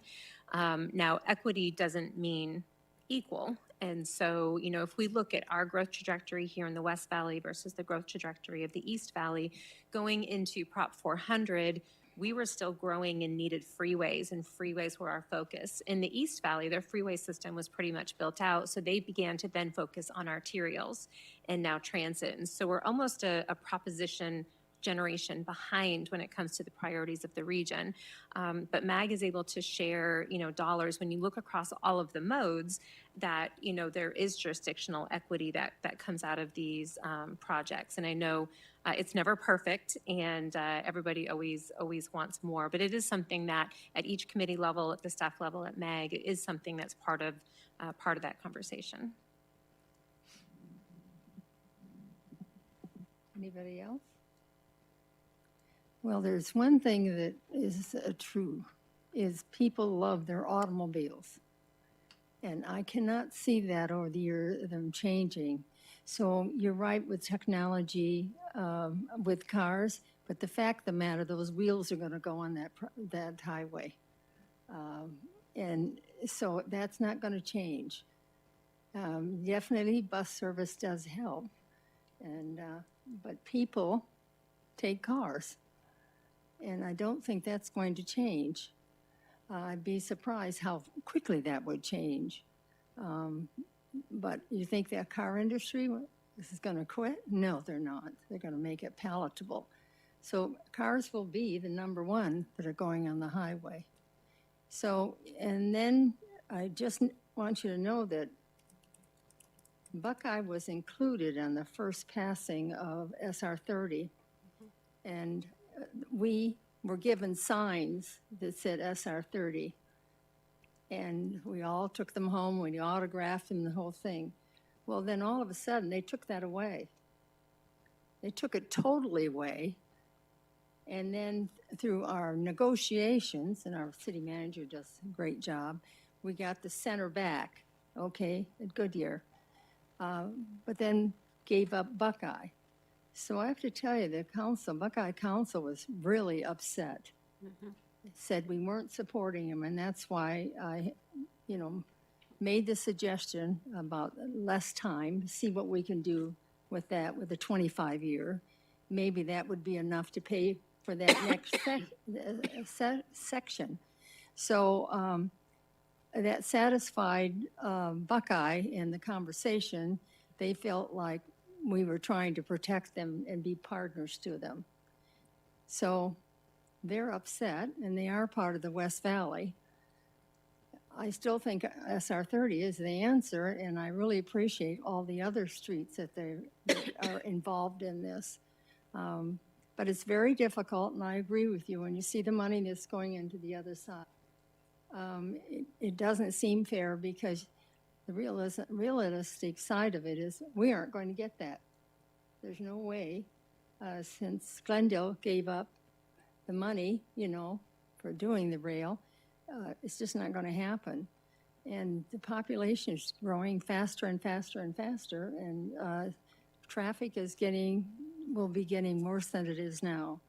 So we stand with this, and they promised me they'd come back with those figures at the next meeting so we could see. Now, MAG's done an excellent job in the fact that the money's just not there. Okay, so they've made up they've created these scenarios, which you kind of exchange things for something else. It's still, you're exchanging and for something that gets set aside, and you're not going to get it for a while. So it is a difficult one, and I said we just need to be realistic in Arizona. If the people want to be able to have moderate traffic, they want to go places, then there's no other way to do than just pay for it. And so that's why I pushed the cent And you know, some kind of came around, but the rest it's a battle. And I know it's a battle because our people are paying for it. But you're not going to see the federal government help us. You're not going to see the state use some of the extra money that came in last year that they put in the bank, or they spent it the way they wanted to spend it. So we have no other choice. It's, you know, it's on us. So we have to come up with a solution. So I feel this is the opportunity to suggest whatever you want to suggest. If you've got an idea, let's get it out so it can be passed around the committee. Go ahead. Related, not necessarily Goodyear related. The 101, when you come onto the I-10 going south, is there funding already to fix that? I mean, that's basically an accident waiting to happen. Well, it's an accident every day pretty much there. Oh, you're smiling, so someone must have already be funding that? They tried to fix it going north with the 2 lanes, but south getting on is just a nightmare.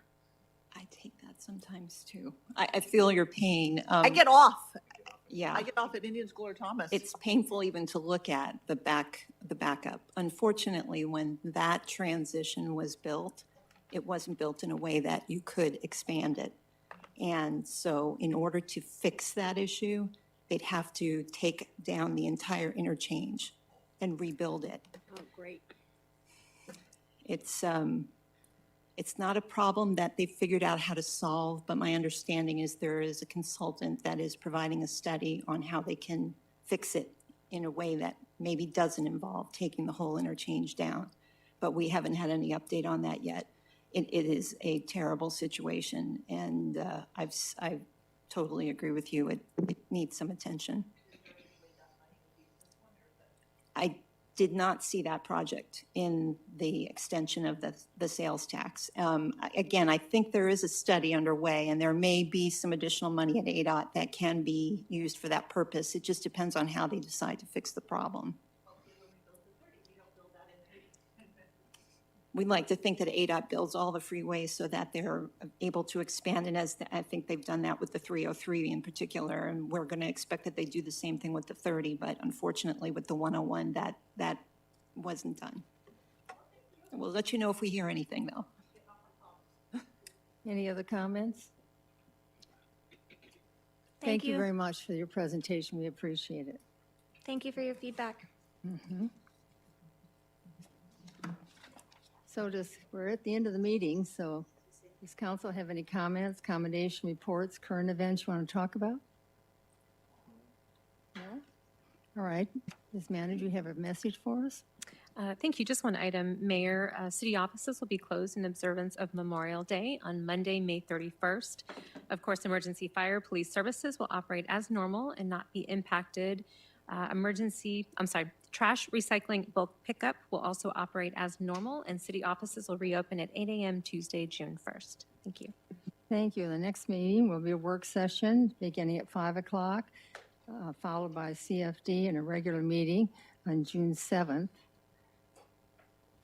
Am I going into the facility to next, adjourn this meeting? Okay, good. All right, let me finish this. The meeting will be a work session beginning at 5 o'clock, followed by a CFD regular meeting. We have a CFD meeting following this meeting. We'll take a little bit of break and then come. Nobody wants a break? You ready to go through? All right, this meeting's adjourned. And I'd like to call the Community Facilities District meeting for May 24th, 21. This is a joint meeting of the following community districts.